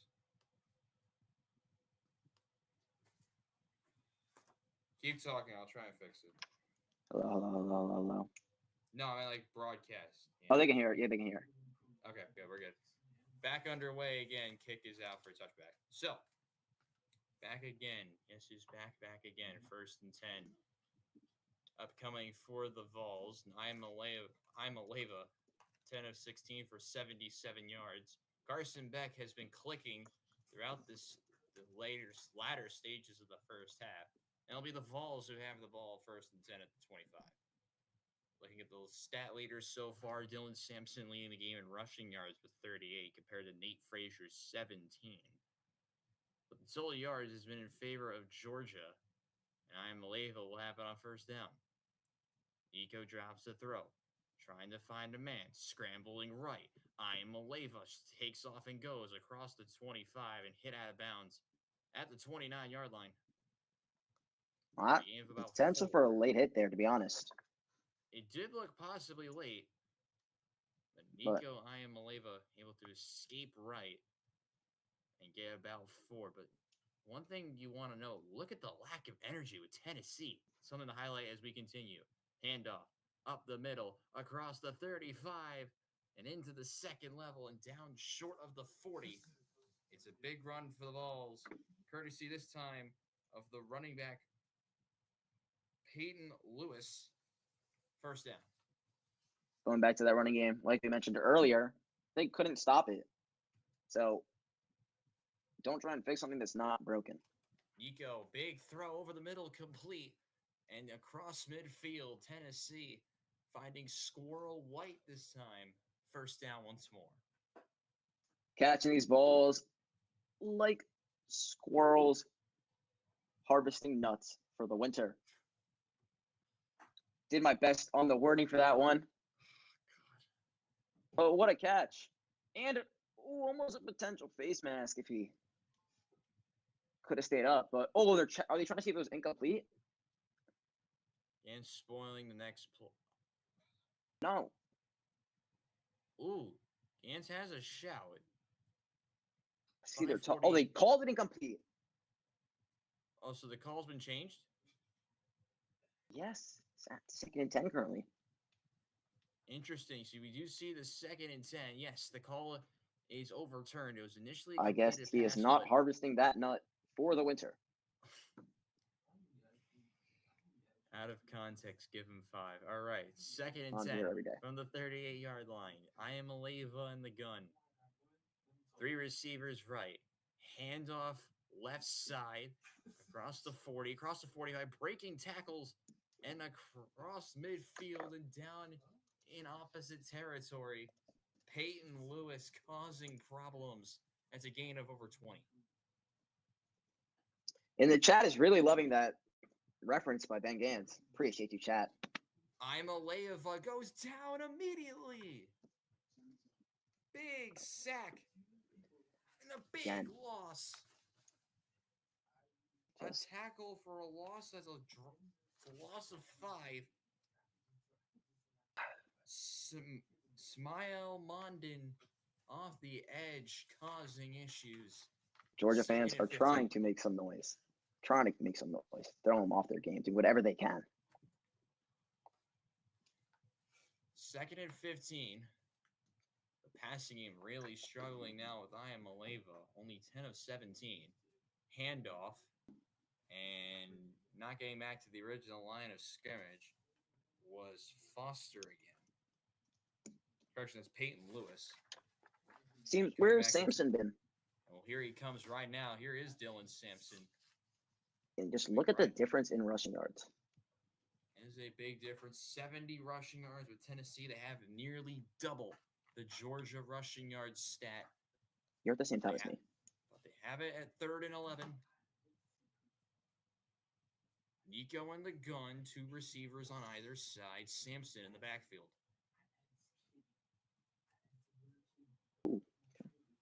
I'm Aleva. Has to get out quickly, but wait, there's a whistle. With 4:02 with the 4:02 to go here in the first half. We'll see what the whistle is. It is a Tennessee timeout. So the Vols call their second. As we welcome you back here, despite the technical issues, we are still alive. Robbie Basel alongside Ben Ganz. Technical they always issues, say. Back and forth contest. It's kind of what you were hoping for in a game like this. Indeed. Looking like Georgia, to be honest, we could compare them to us. Had some difficulties. We're still standing.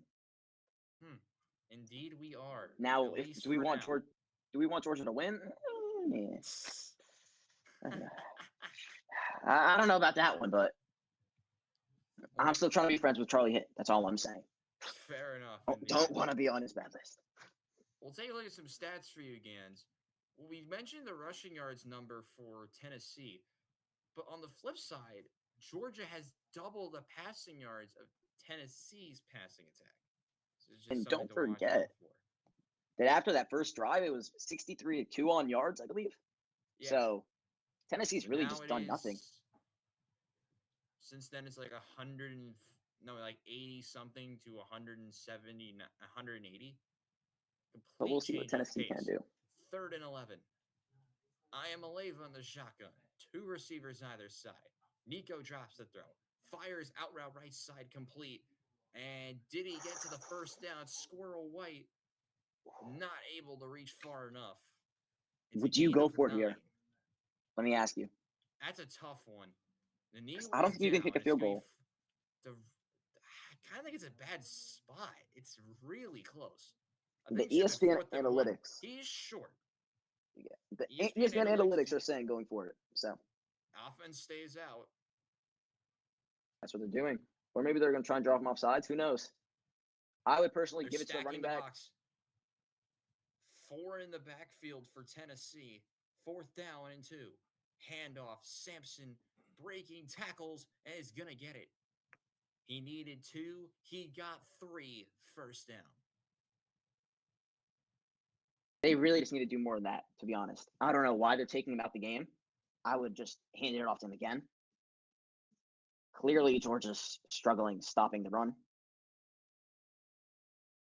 But hey, I'm not a college football coach for a reason. Maybe one day. But I am in my college football.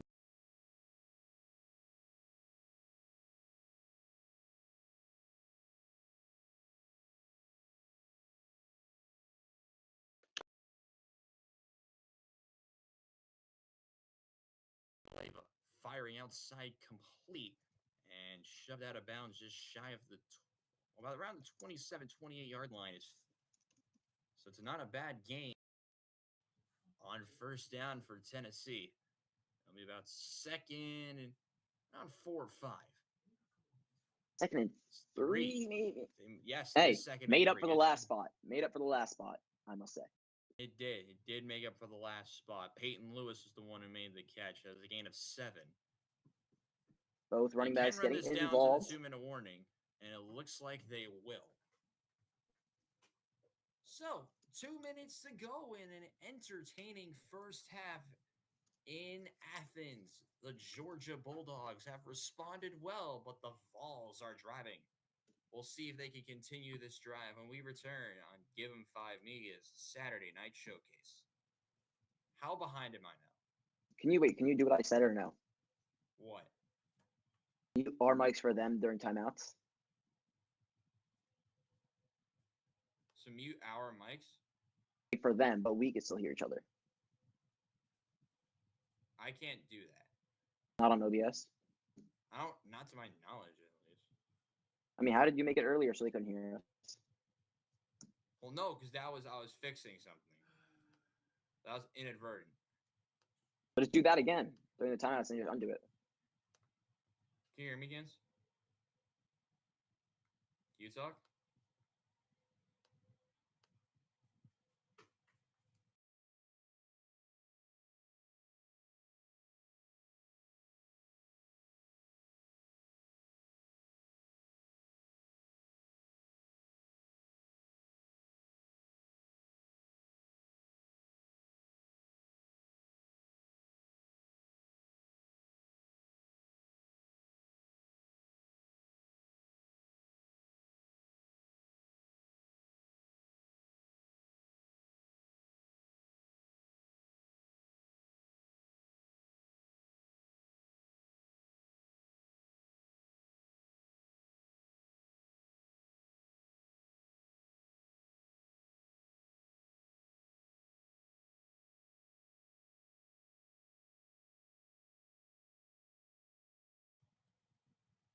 Chat's just vibing today. Are we big chilling? You know what I'm saying? It is always one of those good days for the chat, you know. I'm gonna refresh my camera so I'm not delayed. Hi guys. What are we writing in the chat? I want to know this. Hold on.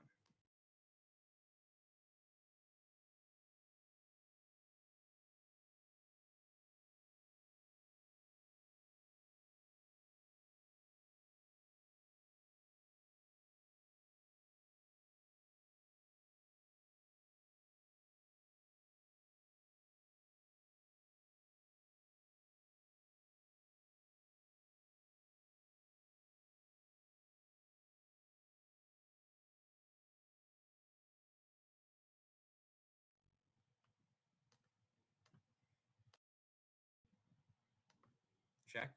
Hello? All right, we're back. We are waiting on Gans's return, inevitable return. We'll mute him.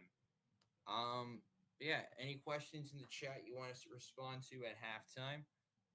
We will definitely take a look at that for you guys. And also, a possible announcement for next week's game. There are multiple options. We might put a poll in the chat. I think we might do that.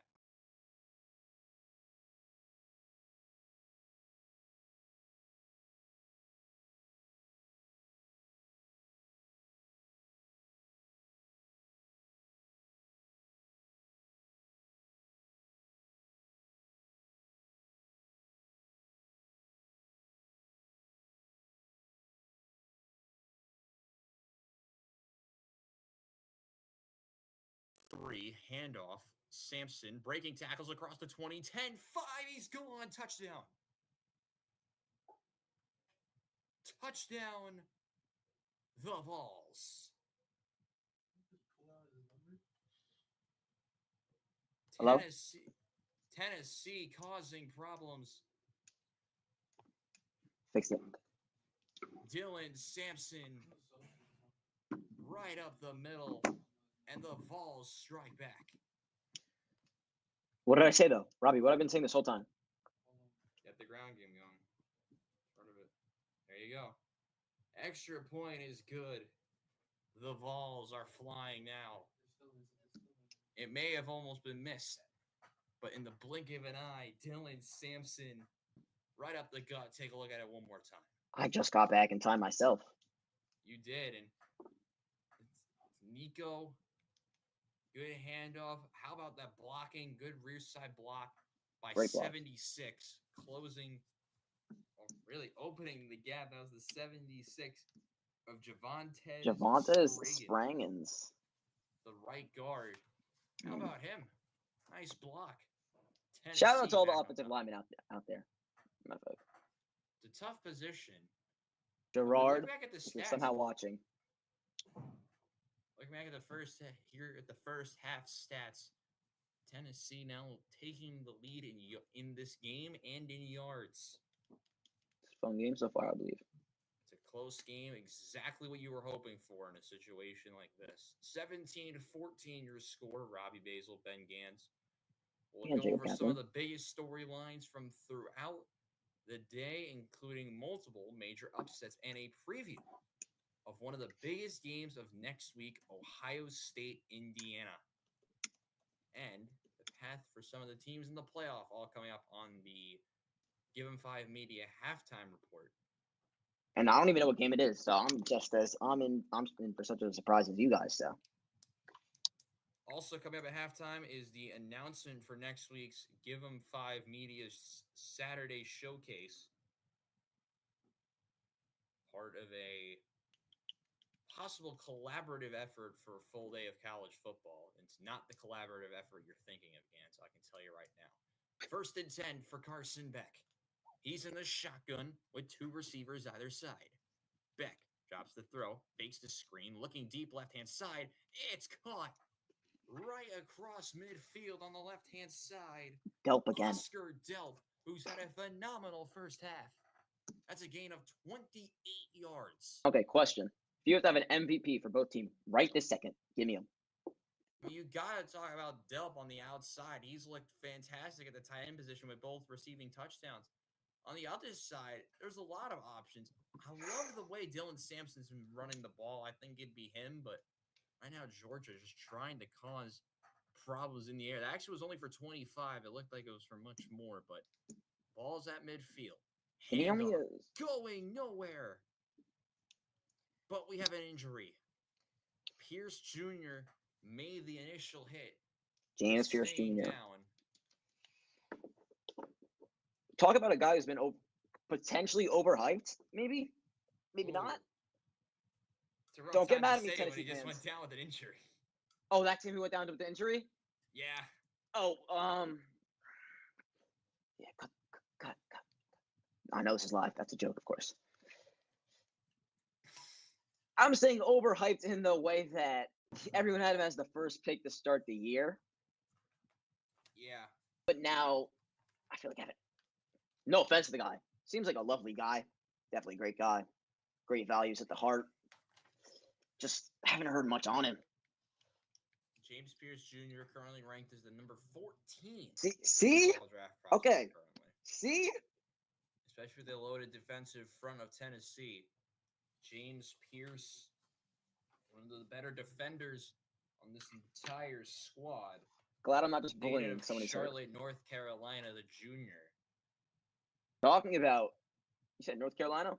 If I'm not Yeah, mistaken. North Carolina guy. Shout out to Charlie Hitt and David Sanders Jr., one of the best recruits in the nation from Providence Day, going to Tennessee next season. I knew Charlie Hitt was very excited with that announcement. And it looks like someone's coming off. Is that Dylan Bell? I wouldn't be surprised because he got hurt earlier on that end around, he was remember? getting helped off. He's going to the tunnel, so we won't see Dylan Bell for a bit. Clock is running. We're down to inside 90 seconds. 123, 22, now 21 to go. 2nd and 11. They did mark him as a loss of a yard. Carson Beck, 2 passing touchdowns. Started slow, but has figured it out. Down to 70 seconds. Georgia showing no signs of pace. They're going to go with a pitch. Left side, Frazier. Breaking tackles, 45-40, and out of bounds right at the 39-yard line of Tennessee.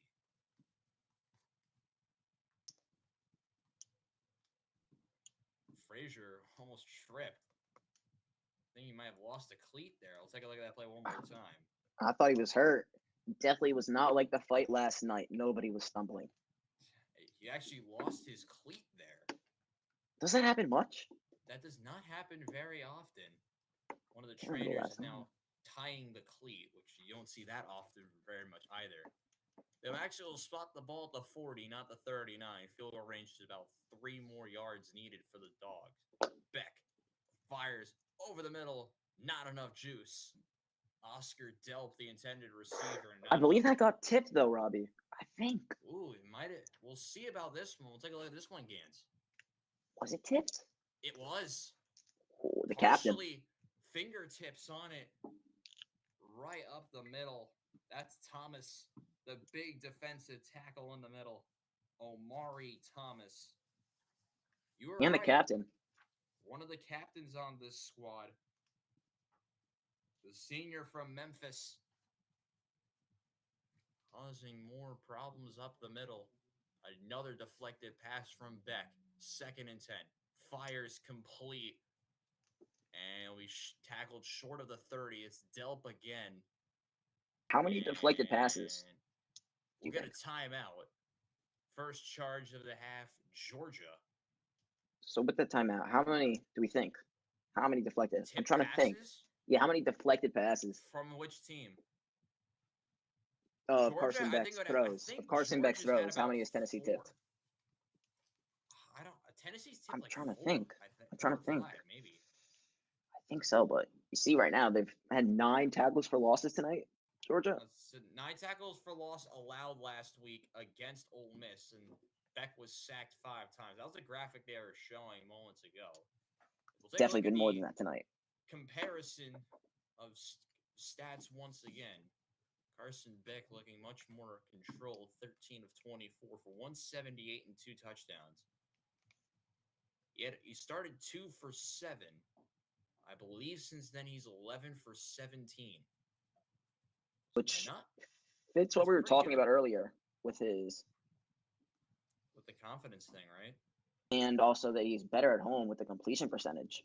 Beck, quarterback keeper, moving forward across the 30 and across the 25 and down to the 24. Clock stops with 48 seconds to go. Georgia trying to show pace.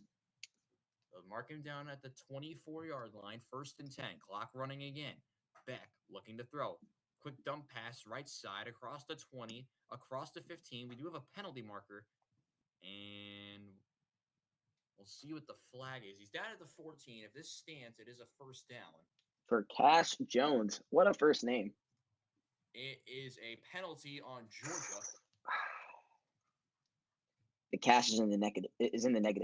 Sorry. Indeed it is. We'll see what I think it was a hold. Was it, Ganz? Oh, it was. Oh, was it on? We were talking about James Pierce before, and I believe it was on the offensive lineman blocking him. Yes. No. Wow. Yeah, it was. I think there were 2 holes on that play. So He took our comments personally. Wow. he might have. But now this backs him up just to the edges of field goal range. 1st and 20. Beck complete out route. And he's inbounds. Clock continues to run. 25 seconds to go. I thought they're just gonna use a timeout. No. Yeah. Timeout. Yes. Are we finally on track with the same timing now? Basically, I'm delaying myself a little, but it's Listen, okay. This is the best we're gonna get. I fixed it. Yeah, you fix your timing for sure. It's much better. And because I'm not on the main broadcast anymore. I'm watching the Command Center edition. we'll take what we can get. But how about Oregon losing to Wisconsin? And it's the 3rd quarter right now. Yes, I know. I almost my fault. I almost made you choke on your water. Apologies on me. Whoopsie. But yes, down at 10-6. Could we have another undefeated team fall? Leaving That's an only interesting question. Army and BYU, I believe. And who would be the other undefeated team? I feel like is there one more? In Indiana. Sorry. Indiana. Those would be the talk 3. About Indiana once again at halftime. Coming up, we'll go over some of the big scores from today. The announcement for the game, for the big game next week. All that coming up here on the Give 'em 5 Media halftime report. Beck into shotgun, 2nd and 14, 26 seconds to go. Beck steps back, drops the throw. Deep right-hand side, incomplete. But wait, there's a flag. A lot of flags tonight. It is pass interference on the defense. You don't know if that was catchable or not, but it looked like a lot of shirt grabbing. I'm sorry. Jermod McCoy that time. Landon Humphreys, I believe that was. Yeah. If I'm not mistaken. Come on. He was not coming down with that ball. London Humphrey was the rescinded receiver. London. Not Landon. Close. Tennessee, 10 straight games without allowing 20-plus points. It's the longest streak in the FBS. They're trying to hold on to that streak and the lead. Down the stretch in the first half, 4 receivers, 3 on the left, 1 right of Beck. They are in the shotgun on 1st and 10.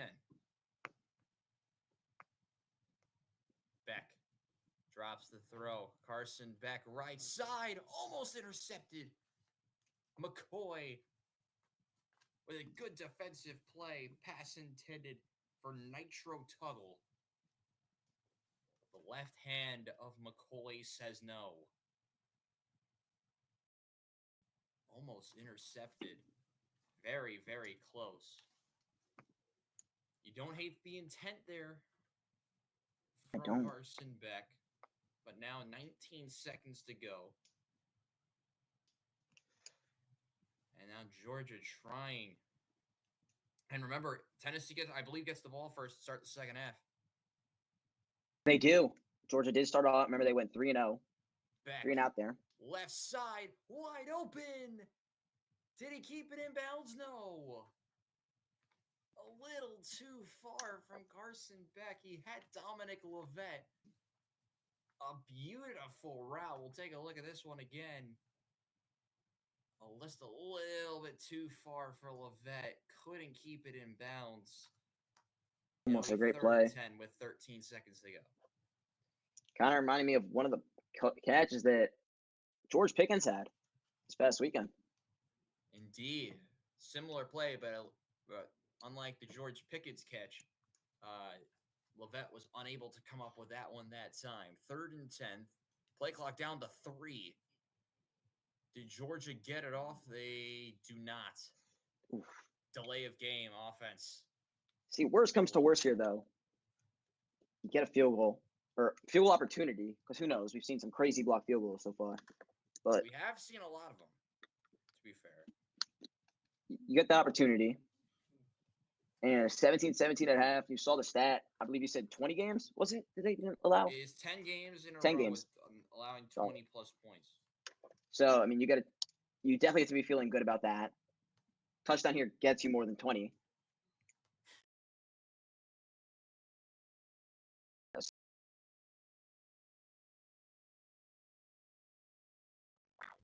3rd and 15. Beck yelling instructions in the shotgun. Play clock down to 7. Beck drops the throw. Looking left, now looking right. Fires, and it's into the 7th row. Robbie, be careful. The ball may hit you. Watch out. With how bad that throw was. Joke. I love that joke. I don't know. It looked like it was more going down the tunnel. I think maybe he was thinking that the goalpost was the wide receiver. Who knows? But he thought he was playing rugby. Yes. But with his hands. Well, he'd be kicking it. Yeah, but with his hands is what he thought. He did not know what he was. A bit confused there, I would say.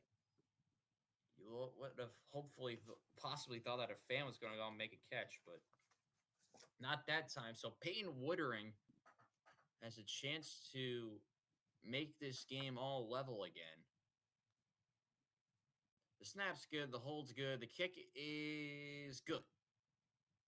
So 5 seconds remaining, and Georgia is able to go out and grab a field goal right before the half. It is now the Tennessee Volunteers 17, the Georgia Bulldogs 17. 5 seconds left. Probably going to be the same score that it is right now at halftime. You would assume so. Who knows, though, with the SEC and kick returns. Yes.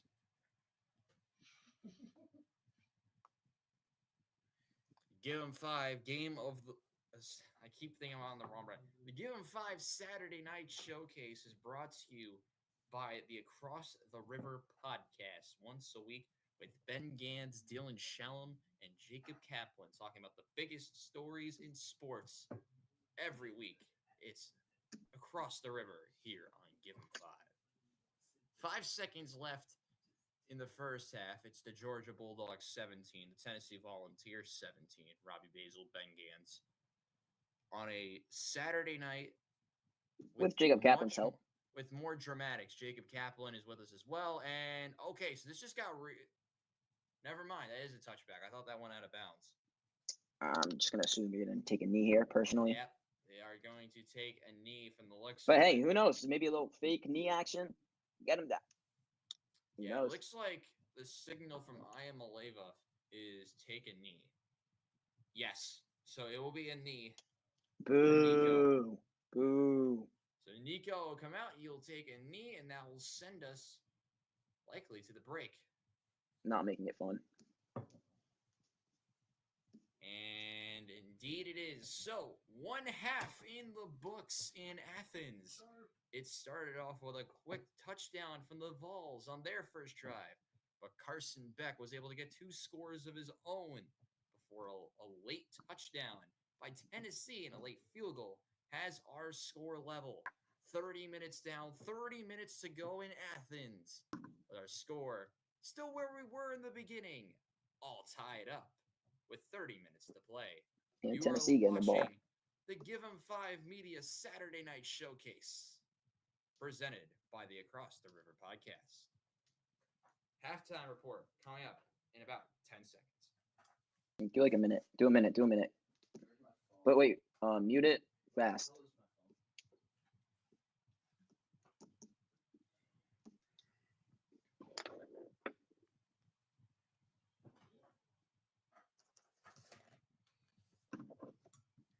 Robbie, mute it fast so they can hear us for like a minute. Hold on.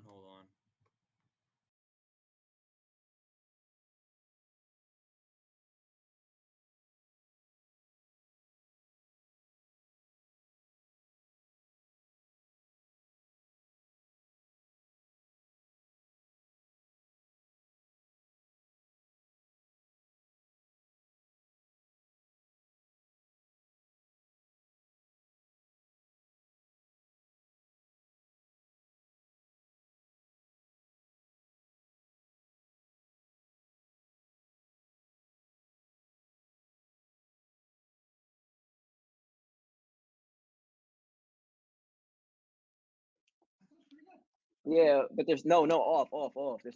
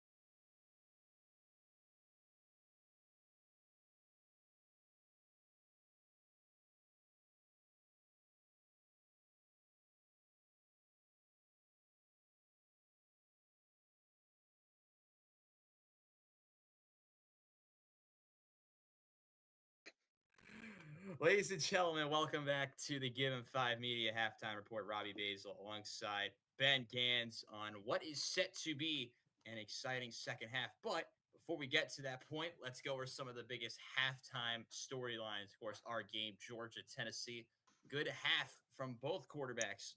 Not Great half. many turnovers, not really any at all, as it is a phenomenal start for both teams. But other storylines throughout the day. We started off with Texas. They are taking on an Arkansas team that we didn't really know what to expect for them, and it was a close game, Gans. I was not expecting it to be that close. Somehow it was though. And could that be maybe it was a trap game though? That's what I'm gonna think, to be honest. I'm gonna go with it was a trap game and that Texas is still a legit team. But who knows? To be honest. It's a tough one to pick, right? It's a really 100%. tough one to pick. Other scores to watch out for, of course, you had Ohio State. They went out and beat Northwestern in the Battle of Irrelevancy. But the big one, we'll talk about them later, is Indiana. How about the start for Indiana this Wow. year? 10-0. They had the bye this week, but still 10-0 for Indiana. Very gets props a lot. It's just impressive. You know, as a Michigan fan, obviously, I don't like to see it. But it is what it is. And,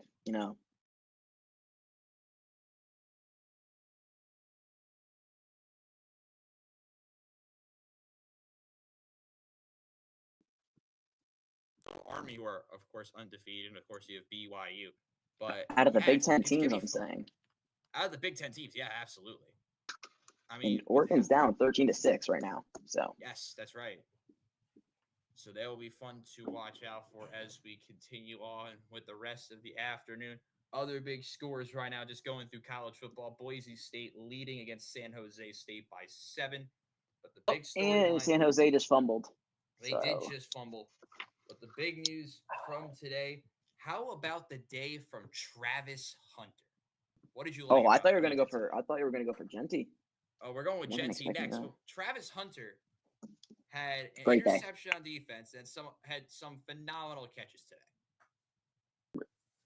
The one on fourth down was crazy. The one on to say the fourth down least. was gross. It was. He's gonna be so good in the NFL. However, I'm scared teams use him. because you can use it. He's one of those guys that you can use in so many different ways. Maybe the Jets will get him. Maybe. Please. Maybe that would be fun. That would be who insane. knows who needs a quarterback when you Travis Hunter? I've never. Devontae, Garrett Wilson, and Travis Hunter. That would be gross. But real quick, I'm sorry.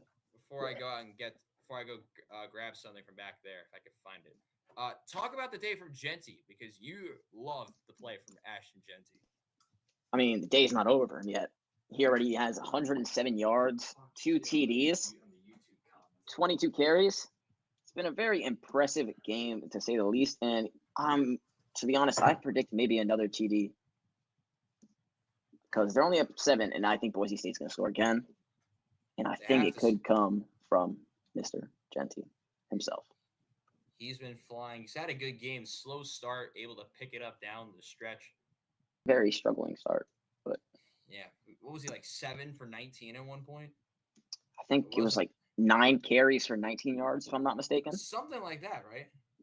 Yeah, which is obviously not what you want to see. Well, but then he turned it around. He was able to turn it around, but we'll go take a look one more time at.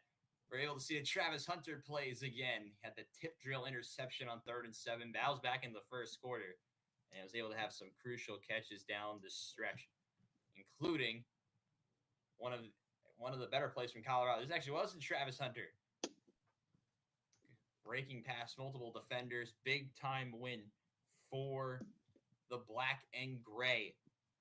Other results, Stanford able to go out and defeat ranked Louisville, but the two other storylines you want to talk about, how about the day from South Carolina? Because they went out in a very important game, took on Missouri, and were able to get it done in the end.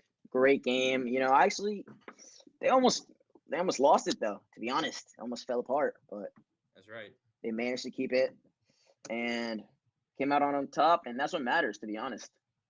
So It was a close one. It was the Gamecocks who came out on top in the end. But the other big games that we were paying attention to, if we could find them real quick, was Florida. And they're able to go out. We mentioned them in the pregame. They're able to go out and be a good LSU team. I mean, it's a weird one, right? Because LSU's now lost 3 in a row. Florida, like, is now in a position where we thought at the beginning of the year they could possibly only be a 3 or 4 win team, but now Florida's at 500, possibly in a position to make a bowl game. Like, what are your thoughts on the Florida turnaround? personally, I've been a believer of Florida this whole time. I I really wasn't. like DJ. I I can say really that like I DJ was not. Lagway. I was not. Not surprised us differing on something, but we keep it pushing. We vibe. We chilling. We good. I DJ Lagway. I think his play's been amazing this year. Made some mistakes, but when he's been on, he has been on, and you saw that today, defeating LSU. But they're probably gonna have Bryce. As much as it hurts me to say, they're probably gonna have Bryce Underwood next season. Yeah, that will be fun. That'll be fun to see. Other, Unless maybe maybe it comes to Michigan, I but don't think so. I doubt it. The chances are very slim. One of my favorite games that no one's talking about. How about the SMU scare? They took on Boston College, and it was close throughout, but in the end, it was the Without Mustangs Castellanos, 9-1. SMU. How about them? Other results: Clemson. They took on Pitt. another scare. Another scare. Cade Klubnik able to take it to the house. He was able to make it 24-20, and that is how your game ended. But right here is Georgia and Tennessee all knotted up at 17 apiece. We're going to mute up for a minute. Don't go anywhere, because coming up next, it's the announcement for the second Give 'em 5 broadcast. It's coming up in about 2 minutes.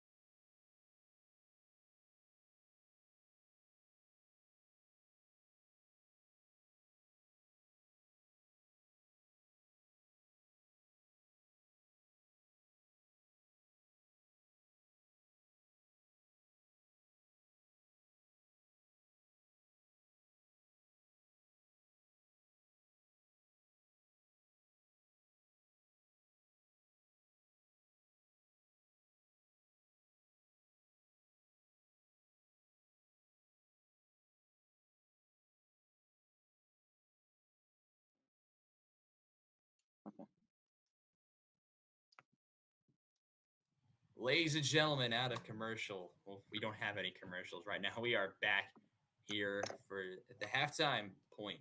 It is Georgia and Tennessee. And before we continue, we have a big announcement for you guys for next week. Of course, we're only doing one game this week for you with college football here on Give 'em Five. Just getting our feet wet with the idea of a brand new broadcast system. Hopefully you guys enjoy the graphics and the visuals, and we're going to try to improve as time goes on. But we'd like to make an announcement for next week's game. We are doing an early one next go around, noon Eastern start time. Broadcast team is currently to be determined, but our teams are for sure known. It is Indiana, undefeated, the Hoosiers, top 5 in the nation. They take on the Ohio State Buckeyes. How big of a game is that, Gans? It's going to be a big game. Whoever wins that game is probably going to be facing Oregon in the Big Ten Championship, unless they end up losing tonight to Wisconsin. Then it's just up in the air for everyone. So we'll have to see what happens there. But it'll be a good game. I'm going to be watching maybe the Michigan game. It depends if I want to put myself in misery or not, but we will see. Ganz and misery. What a weird duo. I will say that, because that Michigan team, I'll let you talk about them. They have not looked great this season. Gonna make me talk about them? Okay. I think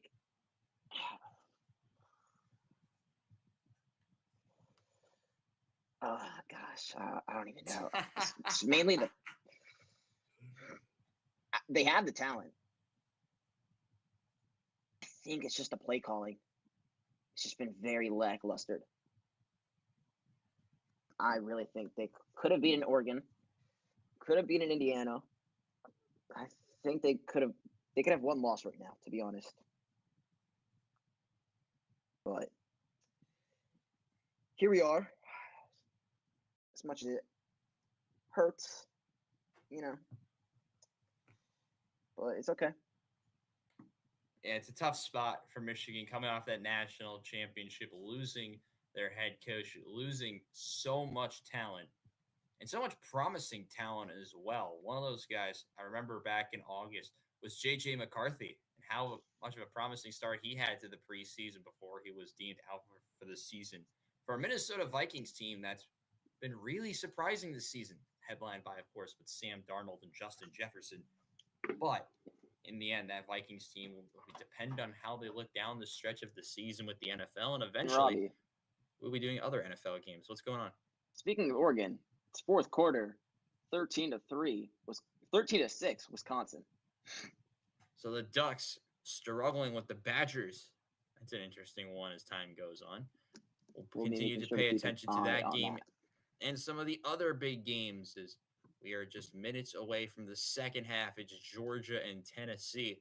Starting off with Georgia, we'll talk about our game now. Once again, Georgia locked at 17 with the Vols. What did you like and what did you not like about that first half from the Bulldogs? The running defense. I did not like that at all. Not one bit. It was horrid. It was disgusting in a bad way. Let me be clear.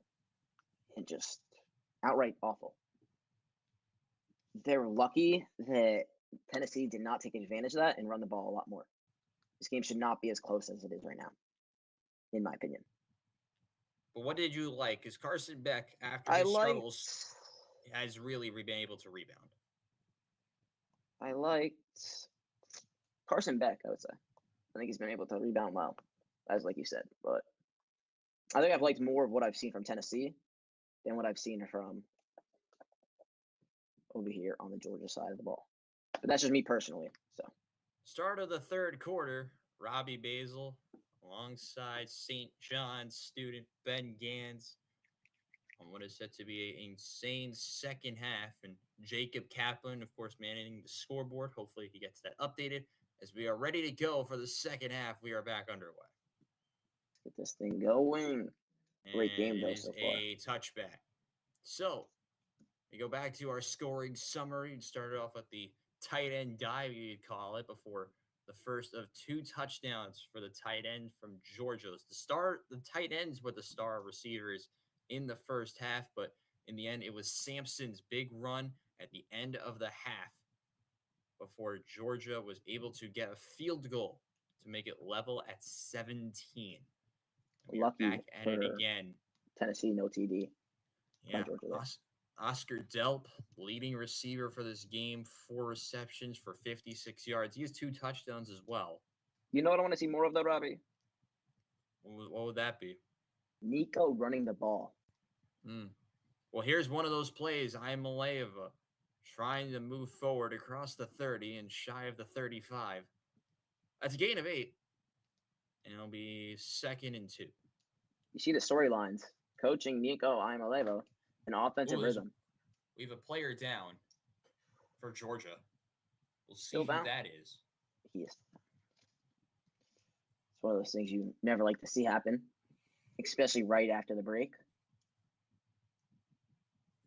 And it is, I believe, not sure on who it is. Mikel Williams. It might be. It's the 13 for Georgia. Yes, it is Michael Williams, I believe. We'll check on who it is. Yes, it is Mikel Williams, the player down for Georgia, the junior defensive lineman from Columbus, Georgia.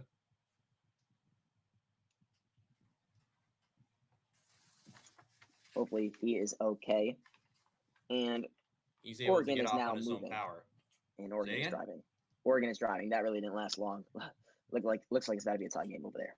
Mikel Williams would be a big loss for Georgia. Number 4th ranked prospect, Mel Kiper's big board ahead of the 2025 NFL draft.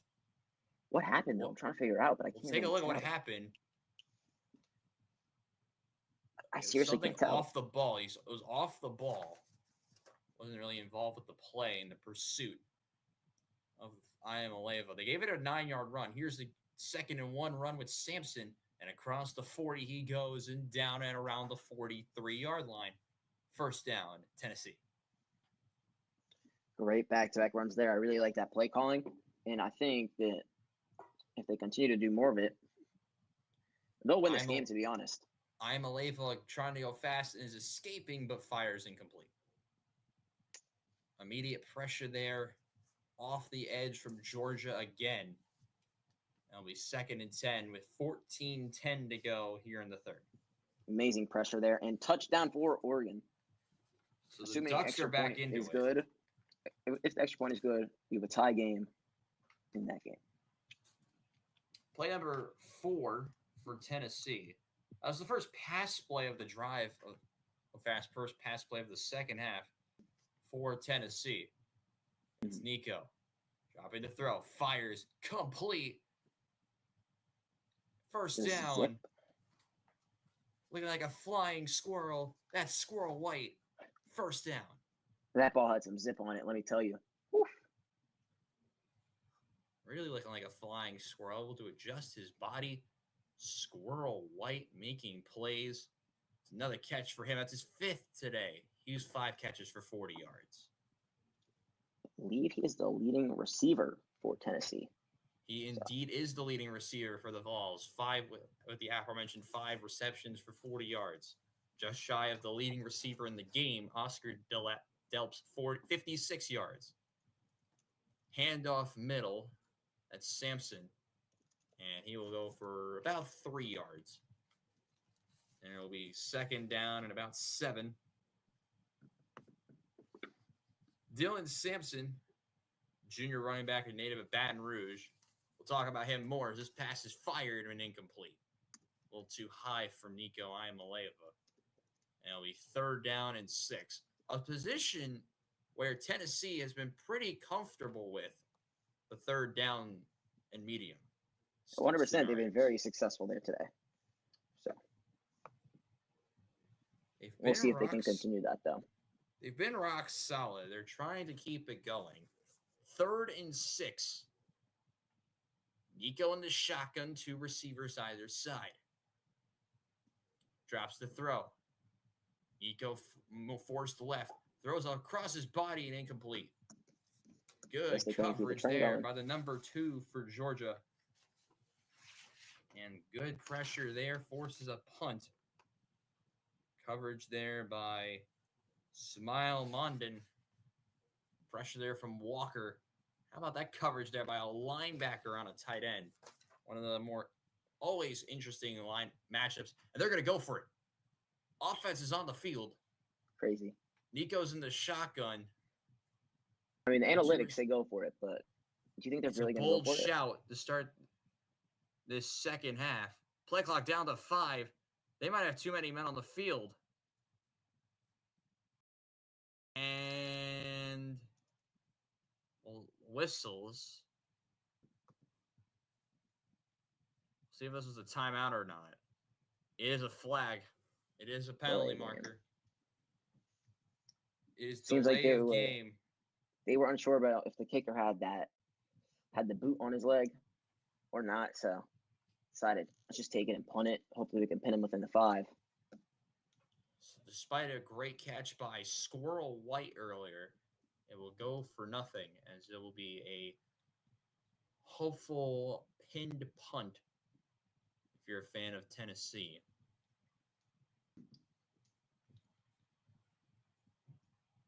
Looks like a light rush from Georgia. Good snap.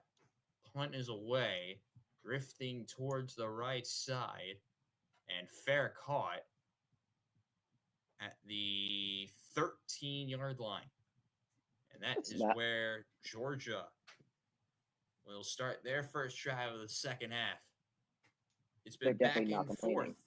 Carson Beck will get the ball back when we return.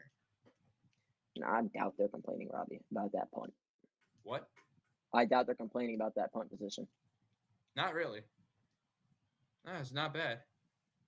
I think Braun's really not going to get the triple-double. He needs 3 more boards and 5 more assists. With 5 minutes left.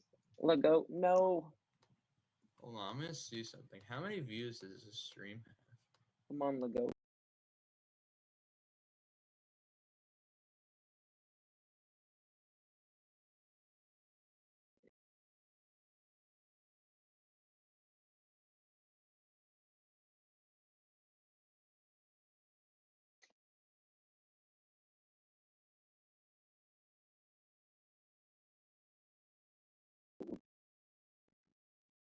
Shout out to all the viewers. Shout out. Shout out all the viewers, for real. And can JJ Redick put Braun back in? Even if people want to talk shit, game's the game. I know I curse. Game's the game. I just want Braun to be back in the game. That's what I want. Can't blame you. Just want that Braun triple-double. Look glorious king. Yeah, Ganz loves to milk the narrative of the LeBron James and Bronny. Well, when it was LeBron and Bronny, but now with Bronny in the G League, of course. Narrative that we always talked about behind the scenes. Let go.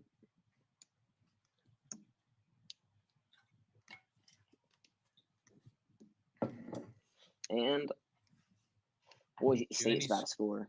I'm going to put them up 28-21 there. Kansas State trying to come back. 5 minutes left in the fourth. 14-24 score. They're down by 10. Maybe they could do it. Maybe not. They've cut that lead close quickly.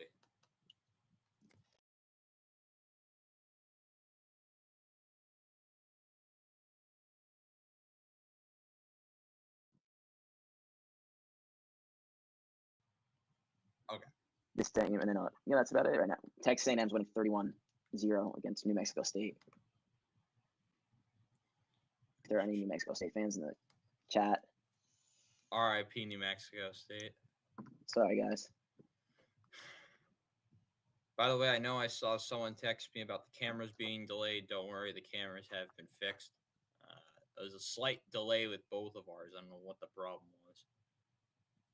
Apparently, my updates were only updating the scoreboard and not the cameras. But we'll take a look at some highlights from some fantastic recent reads from Carson Beck. He's really done into this game. Good strikes over the middle, being patient in the pocket. We were talking about him and his turnovers earlier, but he's been more patient, able to make that quick strike when needed. Not many mistakes from Beck so far. The only worry from him has been the completion percentage 14 of 28 for 185 yards. He'll hand it off on first down and a big run into the second level across the 25 and down at the 29. Good Good run. start to the drive from Nate Frazier. That's a gain of 15. And they want to get going immediately. Back in the shotgun right away. 12:30 to go in the third. Play action, Carson Beck. Deep ball left-hand side. He's going for the home run. It's caught, but there's a flag. This will be coming back. That is not what you want to see. It looked like OPI. If you are A a Georgia fan right now. fantastic ball by Carson Beck. But it will be coming back as Arian Smith pushed off. That's not what you want to see if you're a Georgia fan right there. Great play, great momentum, and just goes down the drain. It's a great ball, but you do see the two hands being extended. It's one of those things you just can't do. Cannot and go out and extend those hands, they say. So, Georgia trying to rebound. Shout out the many viewers on the stream today. Can't have a ton of live view for our stream. It's a pretty good amount. 1st and 24 somehow. I don't understand how that works. I guess it was half the distance.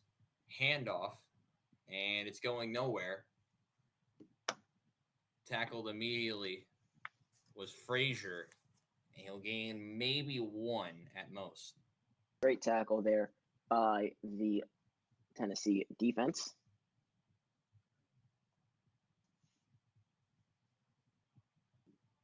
$11:40 to go. They gave it as a gain of nothing.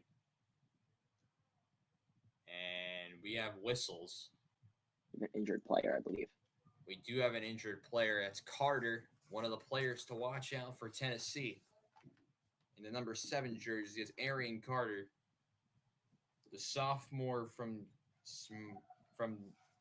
Smyrna, Tennessee. Staying within the state. We'll take a quick break from our contest as they tend to the injury with Carter.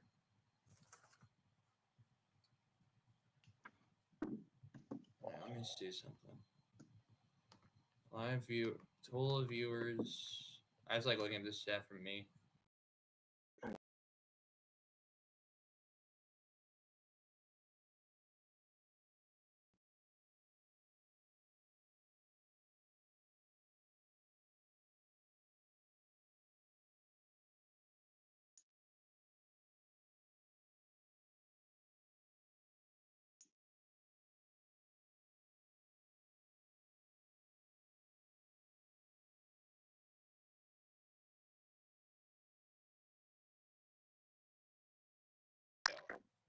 In your lack of a description in your videos. Can you explain that?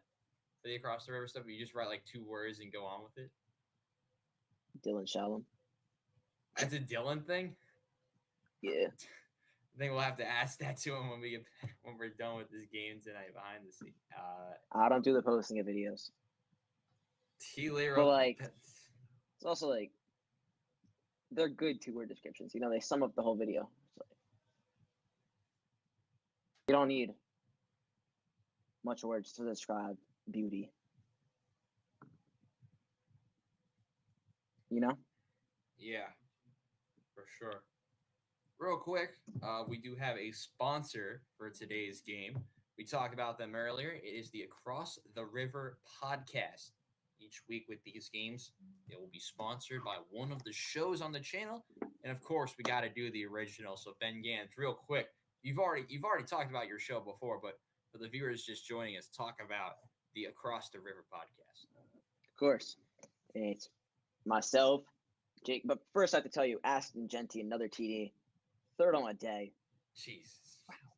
But back to where I was before. It's myself, This Dylan. is your ad read. Come on. It's myself, Dylan, and Jacob.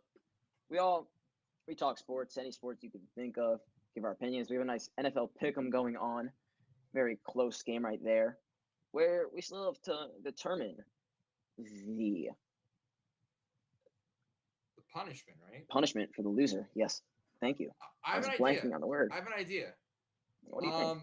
Over the next couple of weeks, because we're going to be doing games every week now, is that a question we should ask the chat?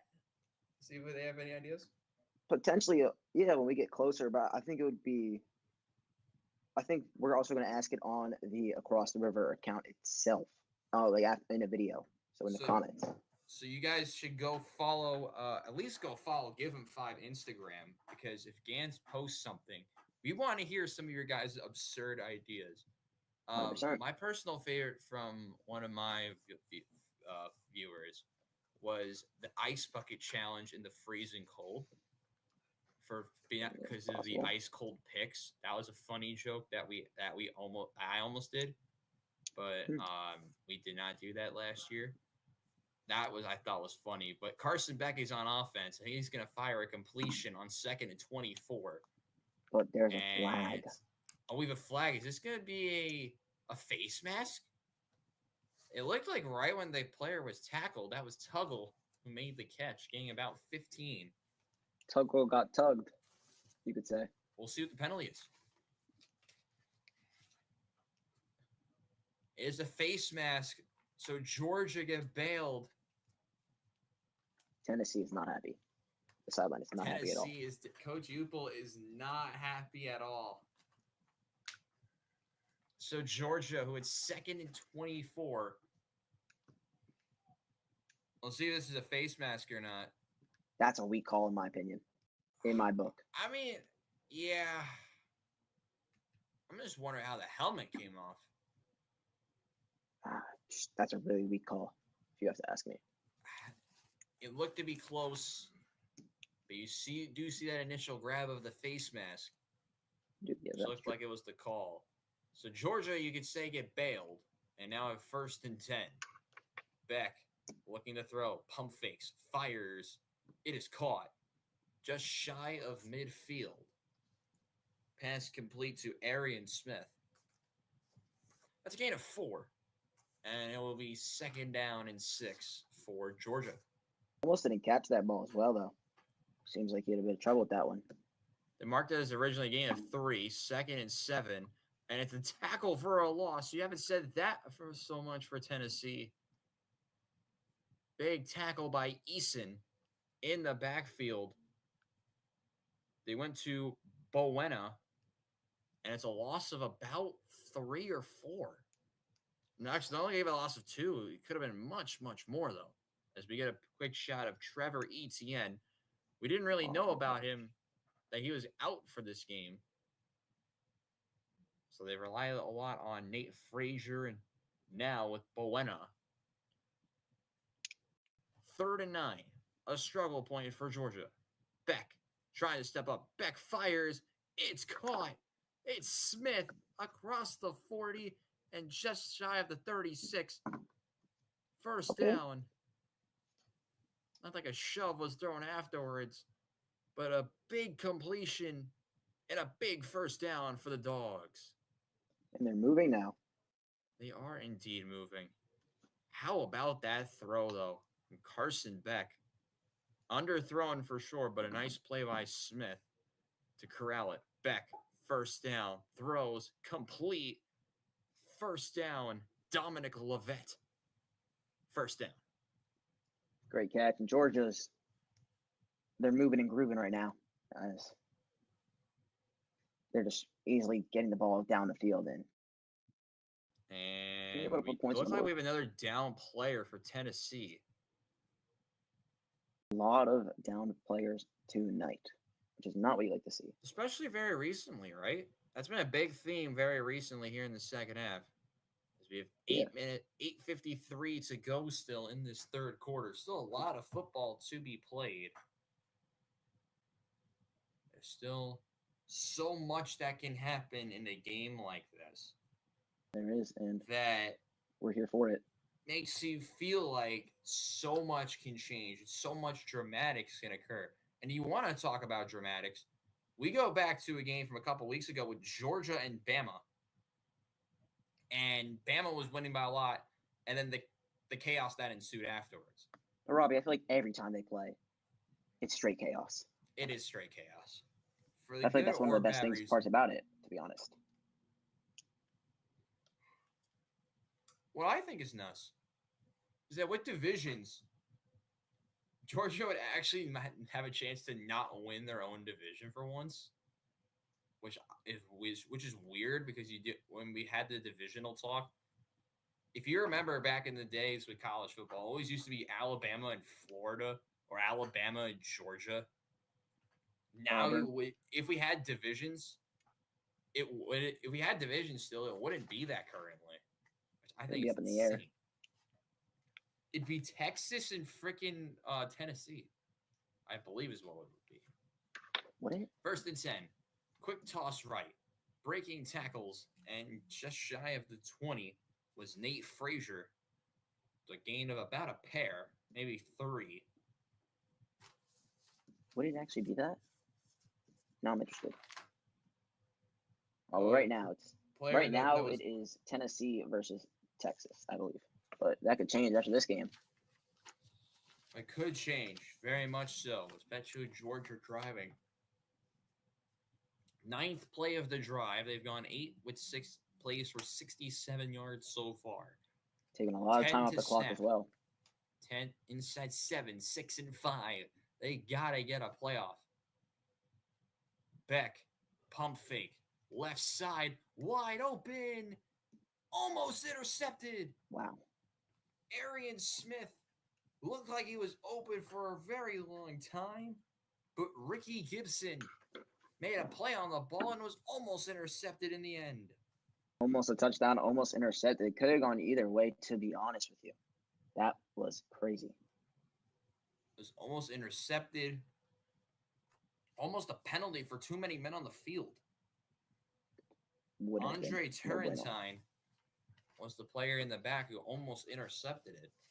But now it's 3rd and 7. Play clock down to 7. Is that a timeout? And a whistle.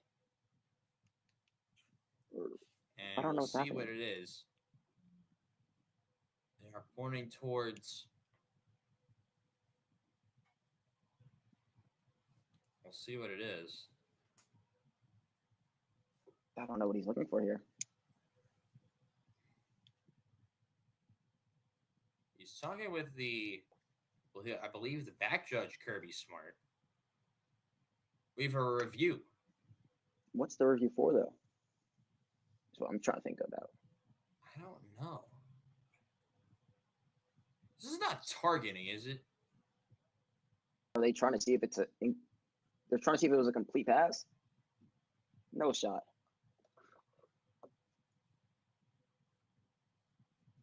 Remember, all these plays, you just want to make sure the rule on the field is an incomplete pass. So,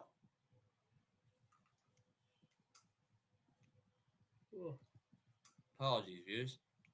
Very long day for me because I already had work today. And, review check is done. So they reviewed that, but not that touchdown for Evan Stewart against Michigan, which was clearly an incomplete pass. So the rule on the field is confirmed. It is an incomplete pass. So what were they reviewing? I'm so confused.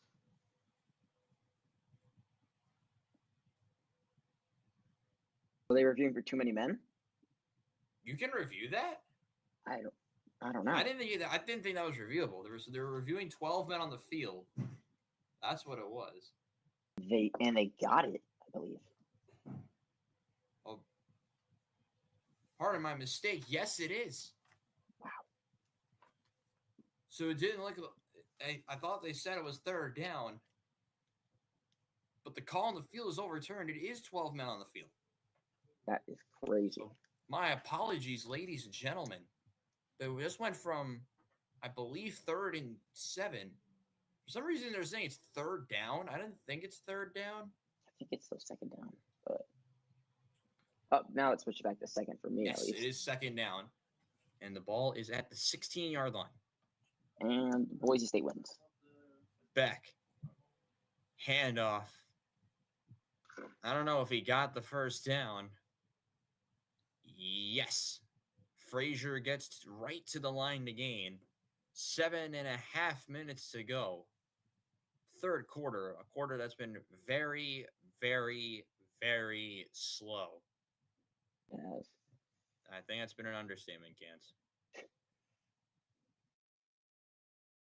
First and 10, So we're still tied. 7:15 to go.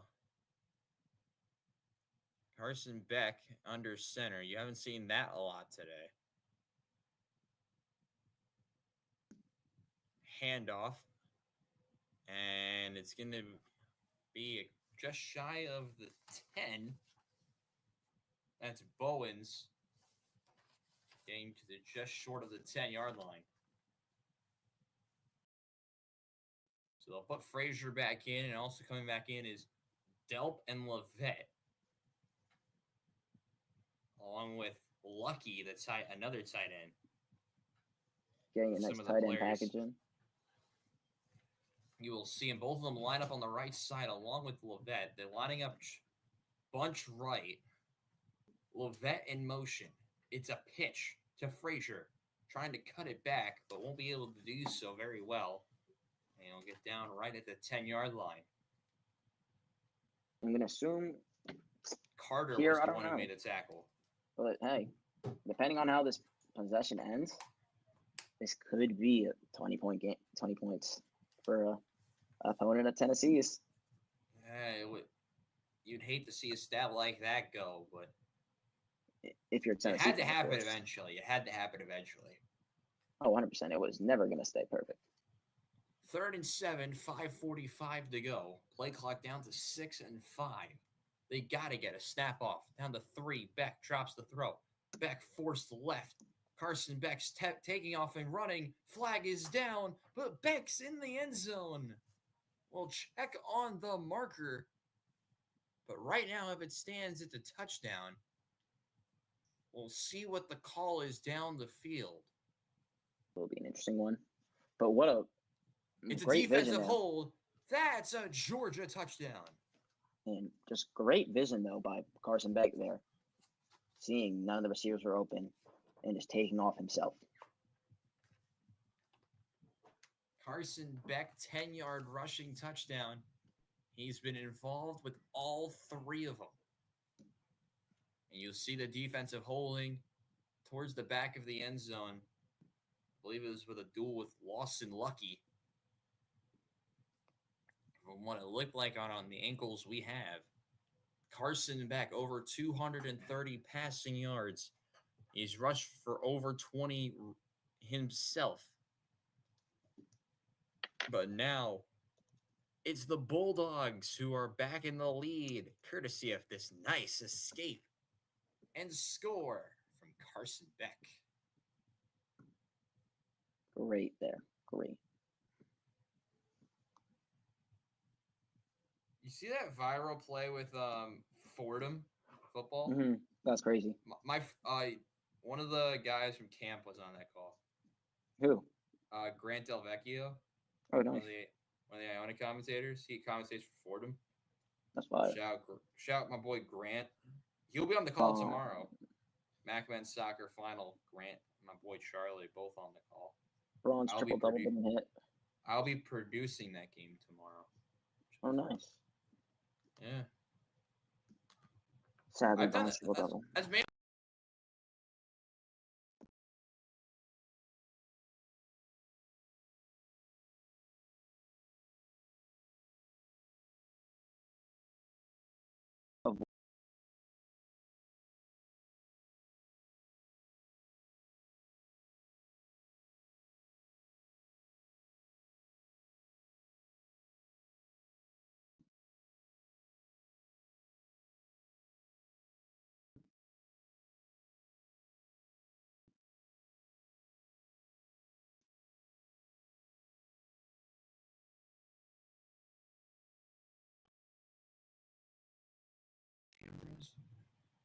do that. Just refreshing Gans's camera. Yep, now we're back to live. In this Oregon game, still tied. 6 minutes left to go. Still 6 minutes to go. I want to see if how was this game still in the third quarter? Like, I don't even want to know, dude. I don't understand. By the We're way, gonna be it's here for been the rest of 3 the night. hours. We're in the middle of the third quarter. That's what I'm saying. Like, we're gonna be here for the whole night. I love this sport.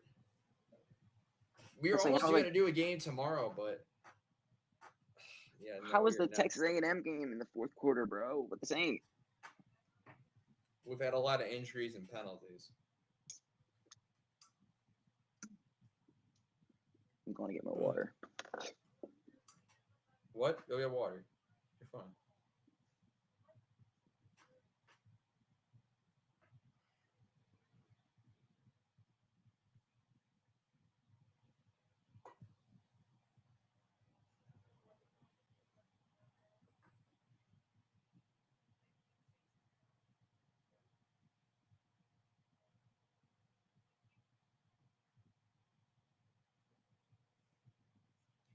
Sorry if this is not right now the most engaging content. It has been a long day for both Ganz and I. What other sports you want me to talk about while we're just chilling right now? Anything in particular, chat? So shout out to chat. I just shouted y'all out enough today, Y'all have been killing it with the views. Make sure to hit the subscribe button. Whether you're trolling in the chat or just here for the vibes, we appreciate everyone Jakob Podol has 35 points. You interrupted the most perfect line from me ever. What the hell? Again. On purpose. No, because it was good. And Oregon's about to score. And we're back underway here. Yeah, Jakob Podol has 35 points. This will be returned from the goal line, and it won't be going very far. Jacob is trying to We watch John Jones. What do you mean? The John Jones fight. That hasn't even started yet. I don't think so. We do have a flag on the play. Shout out to Jacob. He's been our. You see that graphic up top? I'll put respect. But it is Miami's ball, Jacob. Jacob Kaplan running the scoreboard for us. Shout out to our boy. Penalty will be going against personal foul on the offense. So we'll be half the distance to the goal. First down, Tennessee. We'll take a look at this play again. What's the penalty, though? What? His helmet came off, I guess? It's off the ball. Yeah, I don't really know. Let's just say interesting. What a very weird play. I do say so myself. Also, if you have any questions for us during the game, make sure to write it in the chat. We will answer it for you 100%. I know we haven't been most engaging with the chat today, and that's our bad. Remember, it's our first stream on the channel. First down and 10. I am Aleeva. Pass complete. Breaking tackles. First down and more. And Tennessee's offense starting to show some life. That's Brew McCoy. We haven't heard much of today.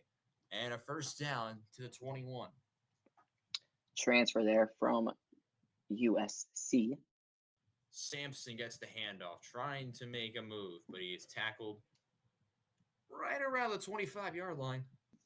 It's a gain of about 4. It'll be 2nd and 6. And we have a final score in the Boise State game, but after this play, I'll read it out. I am Aleeva. Quick dump off left side. Sampson gets past one, but gets hit immediately afterwards. Big time hit by number 3 for Georgia. That's CJ Allen, the sophomore from Barnesville, Georgia. And it'll be 3rd and a long 1. Let me do the score update. Here is Ben Ganz. Boise State comes out up on top, 42-21. Started out slow, but ended up with the win. Big time win for Boise State. They will be in the playoff conversation. I don't know if that was a team we would be expecting to say at this point of the season, but Ashton Genty, what a year he's had. I'm Aleeva, handoff. Sampson needed 1, gets about 2 and a little more. First down. And Arizona State defeats Kansas State. Big win for ASU. How about the Sun Devils? A team we weren't really expecting to make some noise. They've had a pretty good season themselves. Some may say rank them. Would you rank them? I don't know. Shout out Rome Katie, though. Rome, one of my guys. And Oregon's about to score. Yes, they are. We'll check in on them in a minute. Here's a handoff with Dylan Sampson, and you'll get to about a gain of 3 yards. If you look at teams that you could think could be considered for rankings, the only teams that you could really think that would be near an idea of being ranked is Iowa State, who have fallen off completely. And, I mean, they were 17. They went out and lost again. Here's Nico on a quarterback keeper. Gets a big hit. Yeah, that's what I was reacting at. Crazy hit. Big time shot. Crazy. Jalen Walker this time. 3rd down. Like they're trying to take him out. Pretty good. Massive hit. 3rd downs have been strong though for Tennessee, so we'll see if they can continue that trend right now. 3rd down, 7 for 12 on 3rd downs for Tennessee. They started off 5 for 7. Last 5 attempts they have only converted 2. Nico fires too high. Incomplete. How about this Georgia defense? It's Bolden with a big-time stop. This game has definitely changed from the first half to the second half. Georgia looks like a whole new team out there. They sit. The turn they use, they say he was boxed up. And KJ Holden, along with the 17 of Dan Jackson with good coverage. 3rd downs, which were a strong suit in the first half of the Vols, become one of their weak points as they punted away again. Pretty good punt. Fielded it around the 18. And not much of a return there from Anthony Evans. He'll maybe get 1. We take a look at the college football playoff rankings from the most recent week. BYU just got started. Miami, Ole Miss, and Indiana all on bye this week. Everyone else won, other than our game and Oregon's struggles with Wisconsin. Kind of a boring week of college football. Other than our game, I mean, there wasn't a lot of big games other than ours. And you really think about it on the schedule today. And with the way this game has gone, with 2:07 left in the 3rd, so much action can still happen in a game like ours. But the bottom half of the rankings has had some of the better contests today. We'll talk about that more in a moment. Beck on 1st down. Good ball left side. Big completion. That's a gain of over 25. Carson back, a little lofted ball over the side. That's London Humphreys for a big gain on 1st down. You're talking about some action, and there you go, right there. Now they're at midfield, and they're driving. So simple as that. They're actually in Tennessee territory after one play. Beck drops the throw, steps up, fires another completion, but the ball is free. Was that a completion, though? No, they're going to say incomplete. Big hit. Delp was the intended receiver. Did he make a football move? He did take 2 steps. Do you challenge that? I don't know. Is it challengeable? It's one of the sure. ones that's like, it's really iffy. Big time hit, though. Great hit. I think that might have been the 35 of Will Brooks forcing that ball out, but they will rule incomplete, and it looks like it will not be reviewed. Carson Beck, 19 of 34. But he won't throw it this time, as it's a handoff to Frazier. Trying to cut back from left to right, but only gained about 2 yards on the play. As we are inside the final 80 seconds, finally, of the 3rd quarter. It's been a long one, but we are here. Indeed, we are, for the debut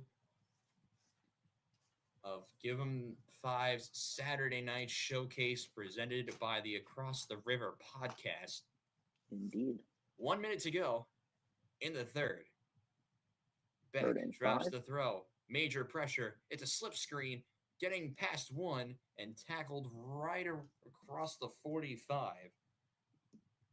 I'm not sure. It might be Cash Jones, who I thought made the play. Yeah, it's Jones. And it will be 4th down. And Georgia are going for it. I think they're just going to try and get him to jump off sides, 4th personally. and 4. No, they have to run a play. Yeah, I think The they're play going to clock will not run enough, or will not I think they're run just going to down take the enough. full. I think they'll just take the full start. That's my belief. Unless they actually run a play here. Play clock down to 10.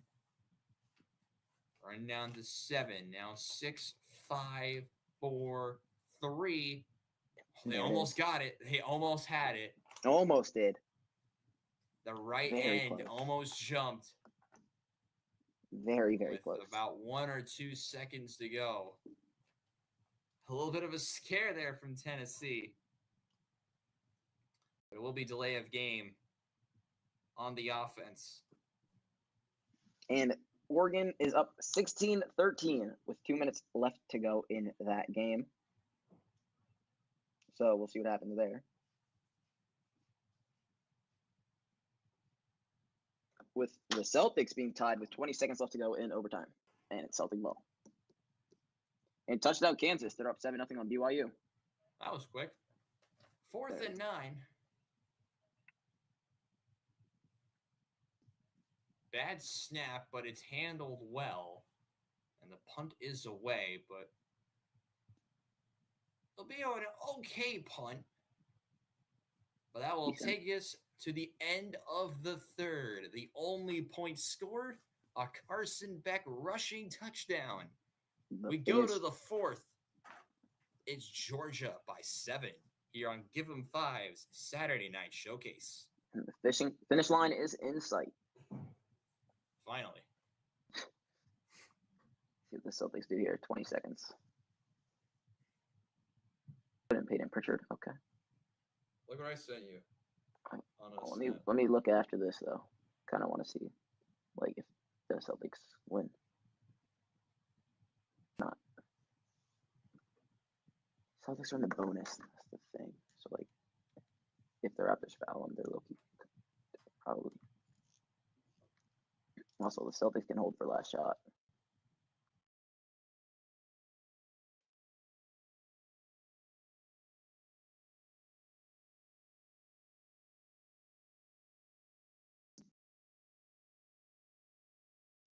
I'll have to look. Hold up. First, let me see this.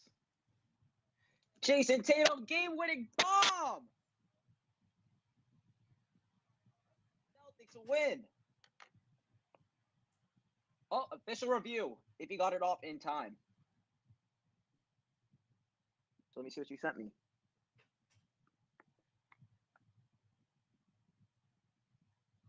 Hmm?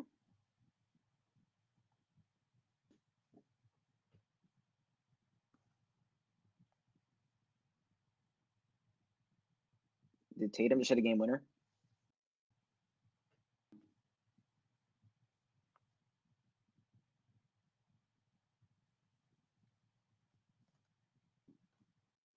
Tatum, game winner is good.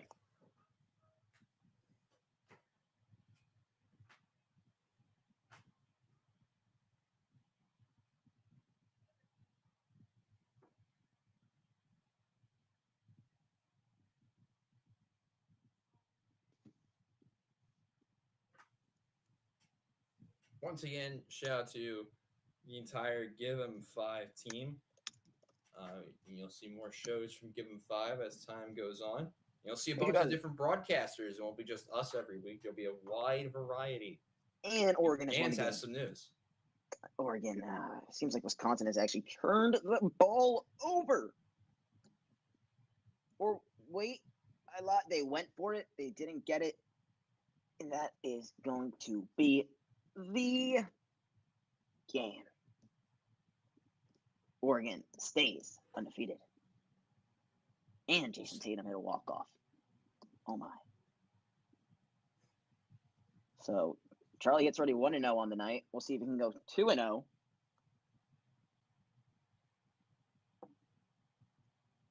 Potentially.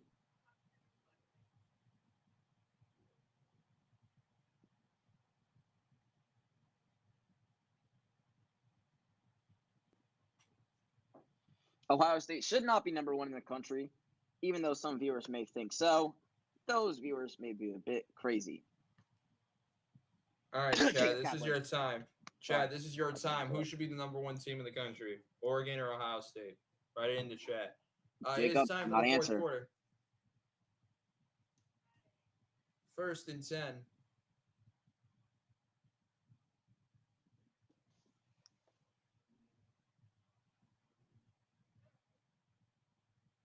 First and 10. I am Aleva in the shotgun. Play action. I am Aleva. Deep shot, right side. He's got a man, but he's overthrown it. That's not a bad ball, but it's just a little too far. Close, but no cigar on that one. That'll be 2nd and 10. Close, but no cigar, Roberto. Just too far, a little bit too far. Wasn't a bad ball. You got to admit it was not a bad ball, but it's a little too far. It'll be 2nd and 10.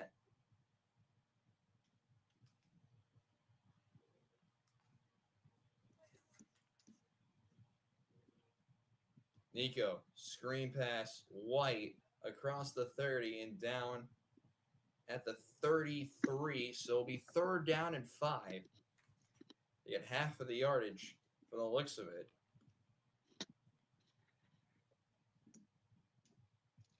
And 7 for 13 on 3rd down. Running. We're down to 14 and a half to go in the 4th.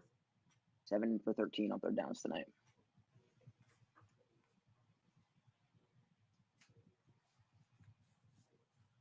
Take that, Robbie. I'm Aleva. Trying to step up. Nico's going to take off and run. Did he get it? Yes, he did. 1st down, Tennessee. 8 for 14. How about this play by Nico? Great play. The pocket collapsed very quickly, but he had a big-time rushing lane to the left, able to take off and go. And you're not talking about the band.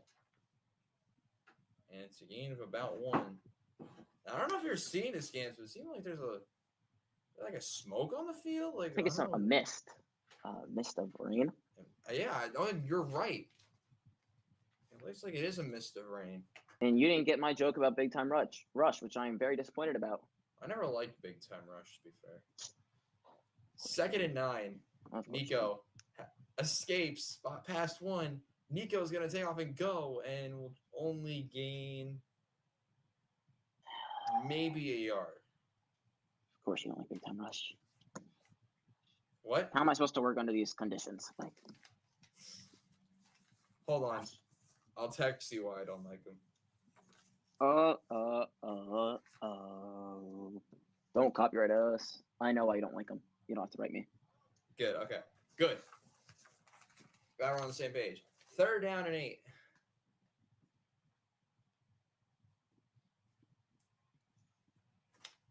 Nico's in the shotgun. The running back, Sampson's, I believe, to his right. Nico fires complete. They struggled on 3rd down. Now they are all firing on all cylinders on 3rd down. That is Miles Kitzelman. 1st down. Tight end. I believe he had a TD earlier, no? He did. He had the rushing touchdown to open the game. Handoff. Breaking tackles and getting maybe to the 46 at most was Dylan Sampson again. And I don't even know how I would play call this. What would you do here? I mean, you got to probably, well, to explain it in a moment, as there's another handoff, Sampson breaking tackles, and he'll get into Georgia territory. It'll be 3rd down and 2. Third down and 2. Third down and 1, correction. Third down and 1. My apologies. I think they get this easily, personally. But who knows? This Georgia crowd's bringing it now. Trying to see if Mean Machine in red and black can come out and get another stop. Handoff. Sampson. He got it. Got it. Barely got it, but he got it. Barely. The line judge on the near side said yes. If it was on the opposite side, I don't know if we got it or not. I would have done the same play call, to be honest. They get the first down.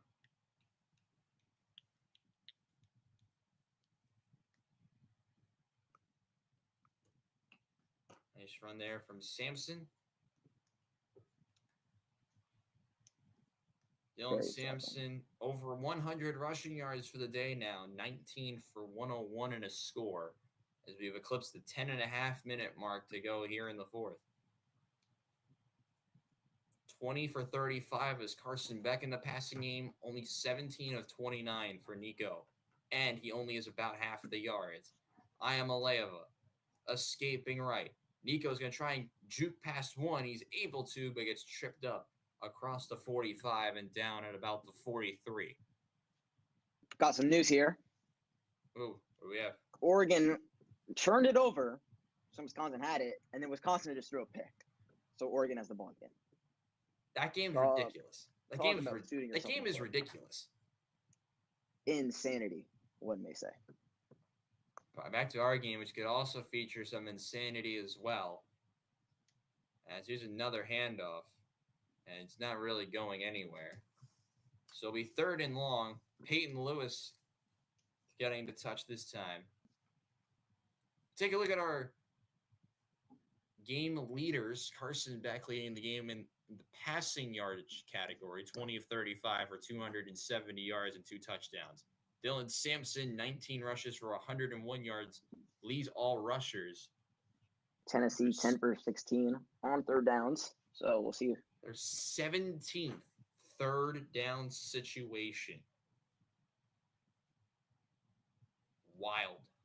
They have 17. That's a lot. Insane. Third and 6. Nico fires too low, almost intercepted at that rate. Nice defensive play there by KJ Bolden. And with 8:54 remaining, do you go for it? What you do here. They are going to go for it. They are. They are staying out on the field. But are they just going to try and get them to jump? That's the question. I don't know what I would do here. To be completely honest with you, an offense that is 1 yard shy of 300 total yards against this Georgia defense. Biggest play of the game so far. 4th down and 6. Wow. And we have a flag. I believe this is a false start. Wow. It's the one thing you can't have happen. The mental errors haunting Tennessee again. It is a false start. It is 4th and 11. Jumped. And Oregon actually attempted a fake field goal, by the way. What? Of course they did. It was a left tackle, Hurd, who had the penalty there. It's 4th and 10 for some reason. Granted, only a 4-yard penalty. He did not hear the right snap count, clearly. Punt is away. And fair caught at about the 8-yard line. Could say puns away. You can make all the jokes you want, but trying to stand on business is Carson Beck. He goes for the win when we return. The comeback there was fine. Jacob definitely hates us right now. Jacob, we're sorry.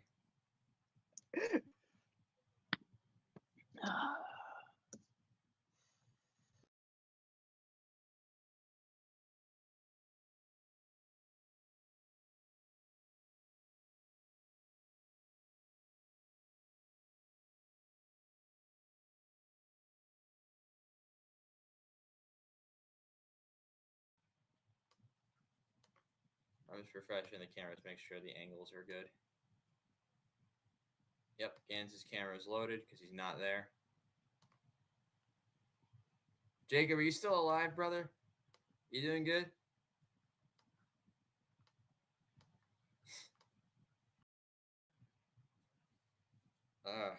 What a day. What a day.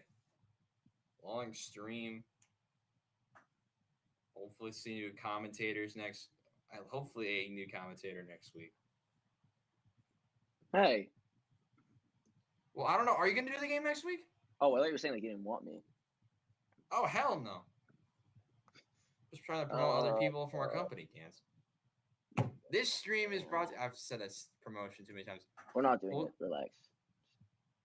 But we are also bringing up some other shows that you can watch here on Give 'em 5. You also have my shows, the Robbie Basel show every Tuesdays. Every Tuesday. I'm actually filming that show very soon. Hopefully we'll have some special guests coming on that show very, very soon. Additionally, brand new show, Footy Fridays, talking football and football, featuring some of your favorite guests and favorite members of Give 'em 5, coming to you next week. Wish we could. I could have done a video yesterday because there's been so much dramatics in soccer recently. But really? Unfortunately, due to my schedule, I was unable to film the video yesterday. ESPN obligations. To 11-0. Say it again.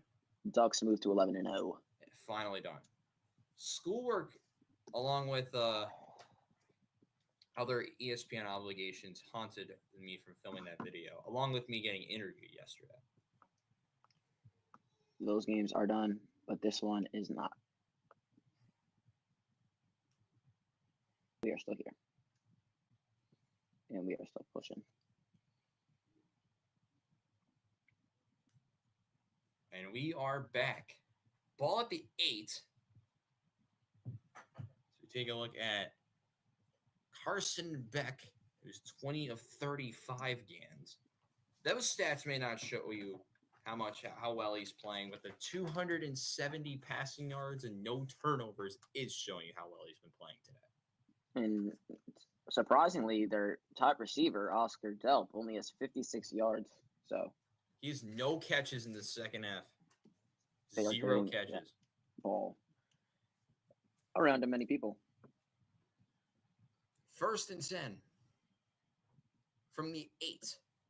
Georgia trying to put together a nice drive to maybe seal the deal. Beck over the middle, pass complete, big time throw, and a big time catch by Ben Urasek. Me? The other tight end central for Georgia, and they are pushing.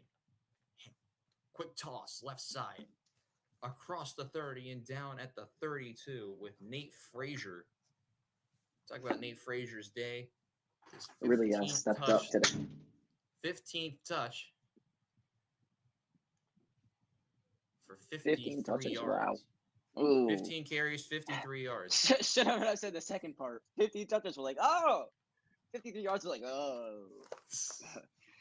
Looks like your stint. But with how many running backs Georgia can use, Carson Beck. Shout out Carson Beck. Over 320 total yards for him today. You still have over half a quarter to go. So you just eclipsed the halfway point, near the halfway point of the 4th. Beck, left side complete. And trying to move forward is the tight end, Urasek. And it'll be 3rd down and short, probably about 2.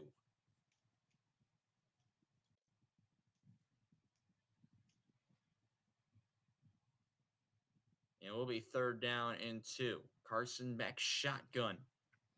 Tennessee showing pressure. Delayed snap. Fires left side. Is it caught? It is. Wow. What a London catch. Humphreys. What a catch. What a snag. A pushing and shoving battle with the corner, but it's won by the Georgia receiver. I wasn't expecting to come down with that ball. I don't think really anyone was. And guess what? They're going fast again. Beck, handoff, Frazier across the 30 and we'll get about 7 or 8. They want to get this game over with. They do. The Tennessee defensive line is struggling. 6.5 to go. 2nd and 2. It will be 2nd down and 2. We haven't seen a lot today from Lawson Lucky, the tight end. More from Oscar Delp. From Oscar Delp in the second half. It's been a lot of Ben Urasek, the other tight end on the team. And here's another handoff, and it's not going to get the first down. It's the running back, Chauncey Bowens.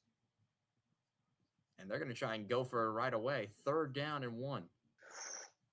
Ooh. Tennessee stacked the box. Bowens handoff. I don't know if he got it. I don't know. They're giving it to him. They are going to give it. It looked very, very close.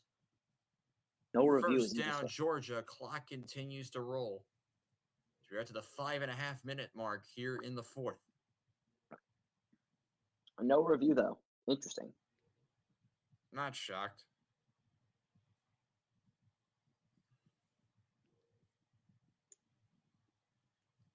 First and 10, 5:15 to go. Robbie Basel, Ben Ganz, Jacob Kaplan, our graphics operator today. Shout out. Shout out Jacob. We know he's putting in a lot of hard work, trying to make sure that the graphic is as accurate as possible. Handoff to Frazier. He gets about 3. Clock continues to run. Jacob really does deserve a shout out, doesn't he? I know the way he's been texting me, and I know his work ethic. I know he's trying to make that graphic as accurate as possible. I know he's been trying to get it as close as he can, and he's done a very, very good job tonight. Just like this Georgia offense, who has almost 430 passing yards. I was going to say the script writers, but that works too. Well, I don't like that narrative, so this made more sense. Screen pass, Levette, breaking tackles across the 20, and down at the 15, he got it. Talking about Gain of script writers. 7 on the dot, first down. 4 minutes to go. Last night, the script writers were not writing. It was horrible. That's the topic. Maybe you should talk about that on your podcast, Ganz. I still want the hour back on my life. Did that fight take an hour? It wasn't that long. Sadly. It did. I mean, that's only like a fifth of this game, though. Golly. I mean, that hour felt like the entire third quarter. Really? 3.5 minutes to go. Beck shotgun. Handoff. Frazier trying to break tackles, and maybe we'll get 1 or 2. I feel like I've aged. The question will now be, when do you start using timeouts if you are Tennessee? Okay, so you have 4 timeouts. 3 timeouts. 2-minute warning. 4 timeouts. 2 minutes. Including the 2-minute warning. Yes, yeah, that's what I'm saying. Scared me for a second there. I think you save them. I mean, because Georgia's going to. I mean, if you don't get a turnover or stop them from scoring, you're down 2 possessions, so you're going to need them. Definitely. So you have 2:45 to go. Ball at the 14. Play clock down to 1. And really, Georgia? First charge timeout. Georgia. Not cool.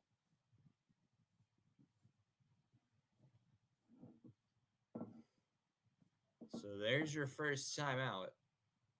And we'll take didn't you have to call one, to be honest? Can't take a delay of game there.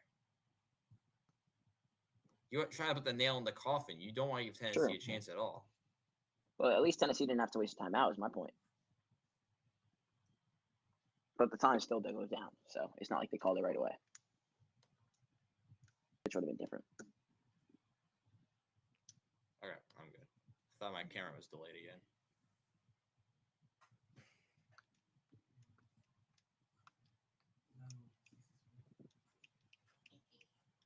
Yeah, Okay, Jacob's exhausted. Can't blame you, brother. I know you're working hard back there, my guy. Don't worry, we're only doing one game this week.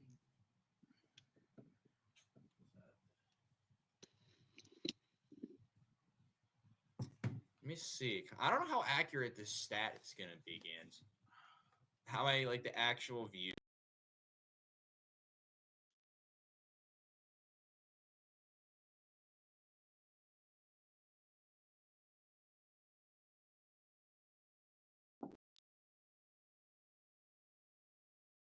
We will see when it's over. How did your video do recently? I took a listen. It was actually really good. Solid. It's like 40 views. Yeah, no, mine was okay, but not great.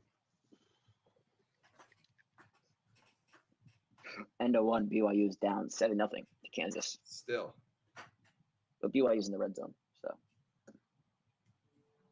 And I would like to see BYU win that game. Personally.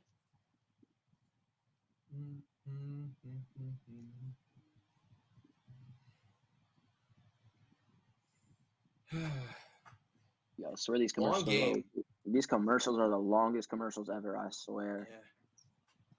Like, I know typically how long these breaks are supposed to be, but I didn't imagine them being this long. They feel so much longer when you're doing a game like this. I'll tell you that. Mm-hmm.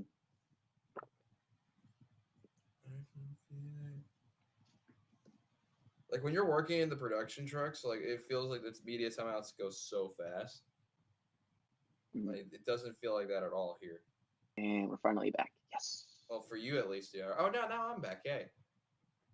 We are back with 2:39 to go. Jacob, has the John Jones fight started?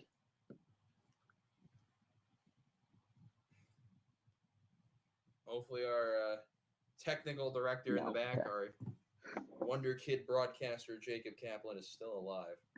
I know he's still good. I know he's tired. Jacob? Or, like, no? We should owe him, like, lunch or something. Even though we're doing this a lot more, you will see Jacob calling games very, very, very soon.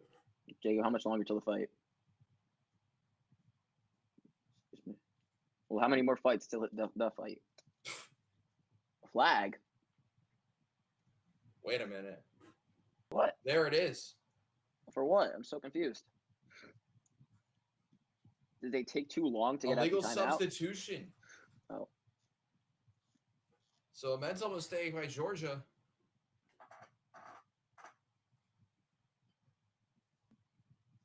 And they had too many men in the huddle, I believe. So now it's 2nd and 13 nearly immediately. Still in field goal range, though. So Definitely. What you're trying to do is not give those Volunteers a chance. They've burned 6 minutes of game clock. We talked about it right before Georgia got the ball. They're trying to put the nail in the coffin. Beck, play action. Pass complete. Urasek across the 10, across the 5, and just short of the goal line. Ben Urasek getting to about the 2-yard line. And they read it well, to be honest. Just no one was there to guard him. Good motion. I think it was that man in motion that really opened up the right side. It's another big play there from Carson Beck. Over 345 passing yards. I mean, you saw Carson the Beck. defenders. And Tennessee has called timeout. So timeout, Tennessee. And another commercial. Actually, are we going to commercial? Yep. Oh, God damn it. And I don't know why, though. And we're about at the 2-minute warning also. Or is that the 2-minute warning? Nope. No, that was the timeout. Still got the 2 minute. We have 2 timeouts in the 2 minutes. Brother.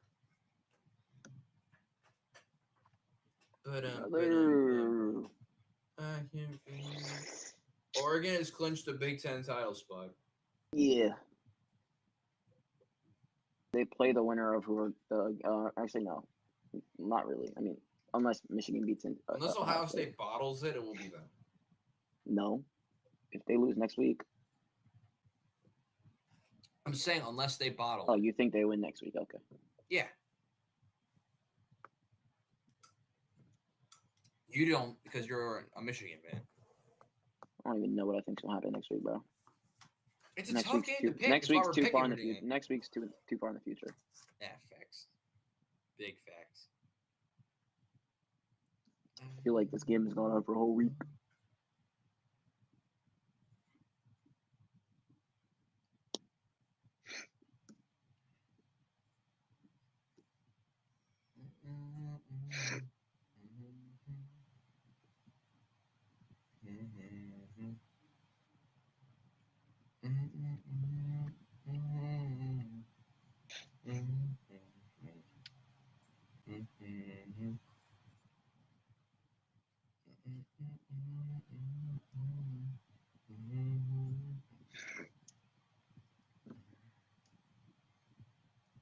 Damn, I'm tired. BYU 4th and 13 for them. Kansas 15.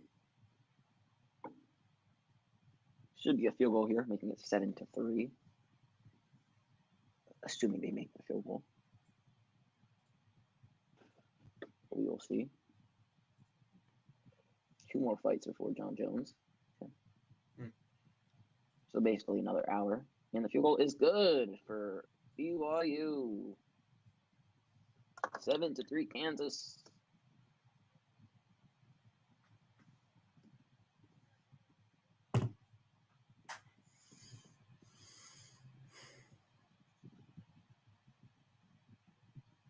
So hopefully a couple more minutes till we're back.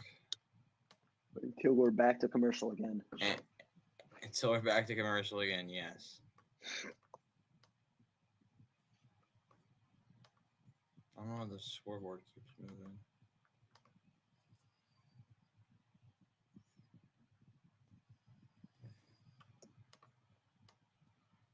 What scoreboard? Oh, the scoreboard. The scoreboard that Jacob's operating. 1st and goal. 1 man in motion. That's lucky. Handoff. Up the middle. He's in. Touchdown, Georgia. That may be the nail in the coffin you're talking about, I believe. Georgia puts the nail in the coffin and will ice this game as it is now a 2-score game with just 2:26 to go. Yeah, Tennessee is going to have to hope for a miracle. Or else this game is over. Over.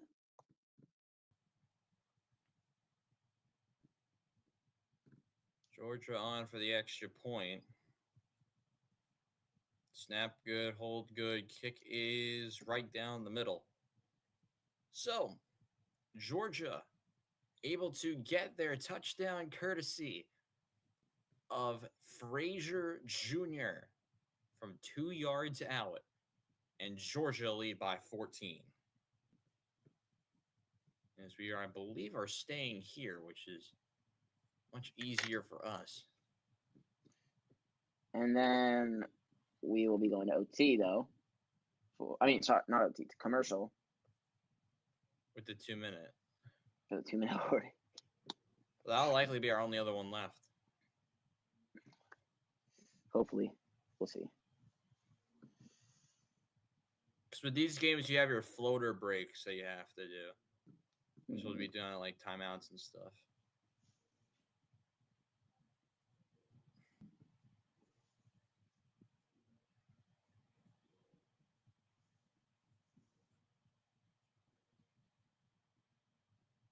No, come on, man. You really couldn't return the kick. Wait, how is there 2:26 still on the clock? And it's a touchback. What do you mean? Yeah, it still says there's 2:26 on the clock. I thought, isn't there like less, though? No, it's 2:26 on the dot. Oh, dang. There's still that much time left? Yes. Oh, my. Tennessee's offense coming back out on the field. This game nearly wrapped up. Unless Tennessee gets a miracle. Barring a miracle, this game is nearly wraps. But I'm Maleva trying to bring some second half magic that the Volunteer offense Ooh. has just not been able to produce. First and 10. Ooh. Nico fires. And did he catch that? He did. Ooh. First down. That was a nasty catch. It was indeed. And they should hike it quickly just in case. Miles Kitzelman, I believe, is the one who made that catch. Yes, it was Kitzelman. That's a 13-yard gain. I'm Maleva going right away. Pass complete. Trying to break a tackle. And the ball is free. I think whistle was blown. I believe that, they whistled it down first. I believe whistle dead. Looked like Everett with a flag. And the 2-minute warning also. Woohoo! Oh, and Kirby Smart is mad. Oh boy. Someone is not happy. Someone is getting fired. Well, I guess we don't have a penalty. We have the 2-minute warning instead when we return.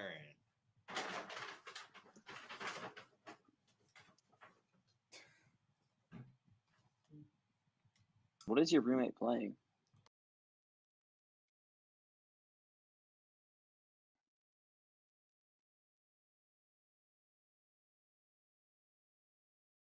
Died in Fortnite. That's something we would do. Ganz. I don't even know what it is. Ask him.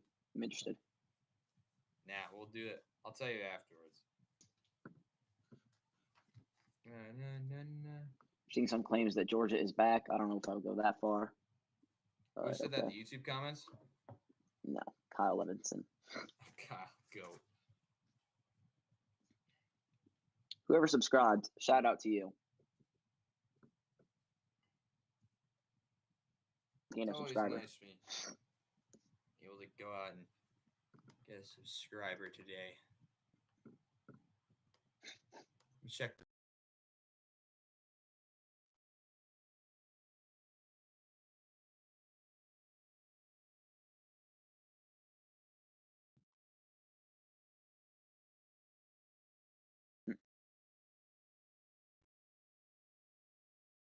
Yeah, shocker. To be fair, ASU went out and got a big win today, as mentioned before. So they would deserve to win. That was a good win. This is a question we asked earlier. What were your actual thoughts on the fight last night? Just to pass the time in our pass-through break. Saddening. I'm going to leave with that one. I'll be right back.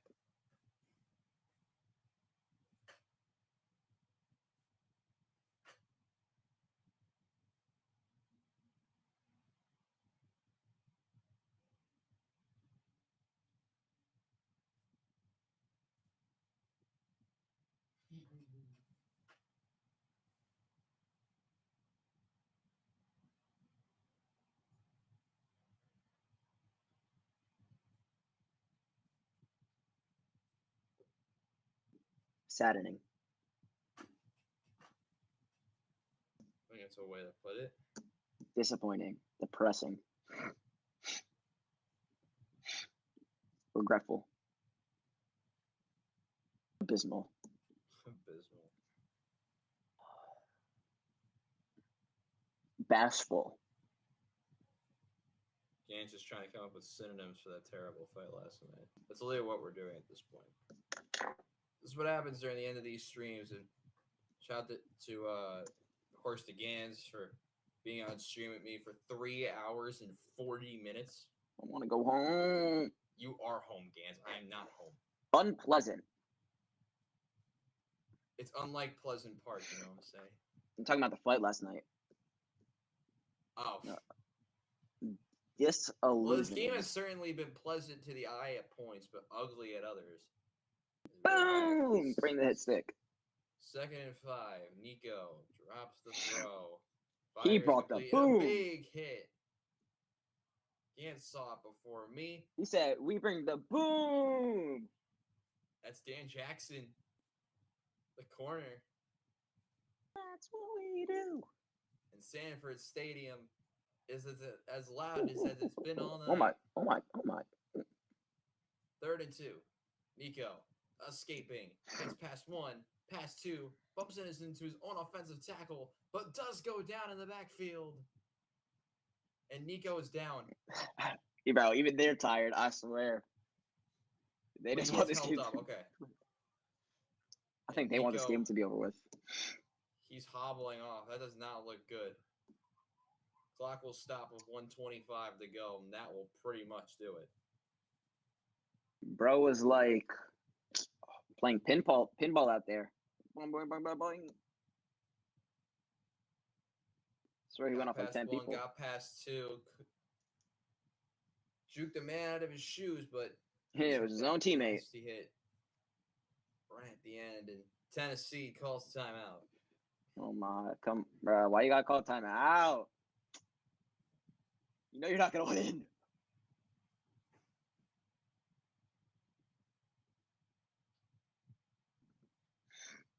They're like, nah, bro, trust.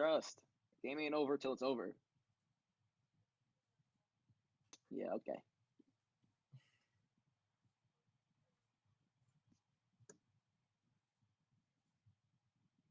It's been a struggle for Tennessee in the second half offensively. They've scored 0 points in the second half. Oh boy. 4th and 6. Nico drops the throw. Hesitates. Ball comes free, and that will do it. It's a fumble. The first turnover. It's recovered by the defense. And that will do it. In Athens, Georgia, amidst all of the adversity, step up when they need to, and will come away with one of their biggest wins of the season, as their defense in the second half stands tall. If you're a Tennessee fan, check on them, as I'm going to right now. I think a lot of people will.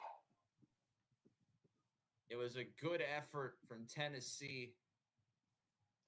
But Nico Iamaleava could not get it done tonight, as Carson Beck will take a knee. And Tennessee calls a timeout. Why? Game's the game. Final thoughts on the game, Ganz, before we go. Interesting. It was a very weird contest, you'd say. Michigan, Ohio State's going to be better. I don't know. Well, I think it's one you'll have to wait and see on, but how about a big day? We actually have a question. Robbie, we have a request in the chat. What is it? Can we have a jersey reveal? This? Yes. This isn't a jersey. Well, Lennon, you were wrong. That is not a jersey. My jersey's not washed. I don't even have a name on the back of that jersey. This is an Arsenal shirt that I got from my dad. Jersey reveal. This is just a normal Arsenal shirt. I don't have my jersey clean, so. You talked about Carson Beck earlier, Ganz, and what he needed to do today. He certainly delivered. He did, and the Tennessee defense as well. Came up clutch in the second half. The SEC is a mess. That's all I'm going to say. It is now turned into more of a mess. As the seconds tick away, Carson Beck all smiles. 3 total touchdowns and over 375 total yards. Being involved in 3 of the 4 touchdowns. And that will do it. Georgia stands tall in Athens. They rise to the occasion, and Kirby Smart's crew gets it done as number 12 takes down number 7. Curb stomp as the Georgia Bulldogs take down the Volunteers. An incredible battle between 2 of the better teams in the SEC this season. Ganz said it perfectly. It will be a mess till the end. For the entire team here at Give 'em 5 Media, for, of course, my color commentator, Ben Ganz, and, of course, today's technical director, Jacob Kaplan, I'm Robbie Basel saying good night, Georgia, the winners of the inaugural Give 'em 5 Media Saturday Night Showcase. They take this one by the final score. It's Georgia 31, Tennessee 7.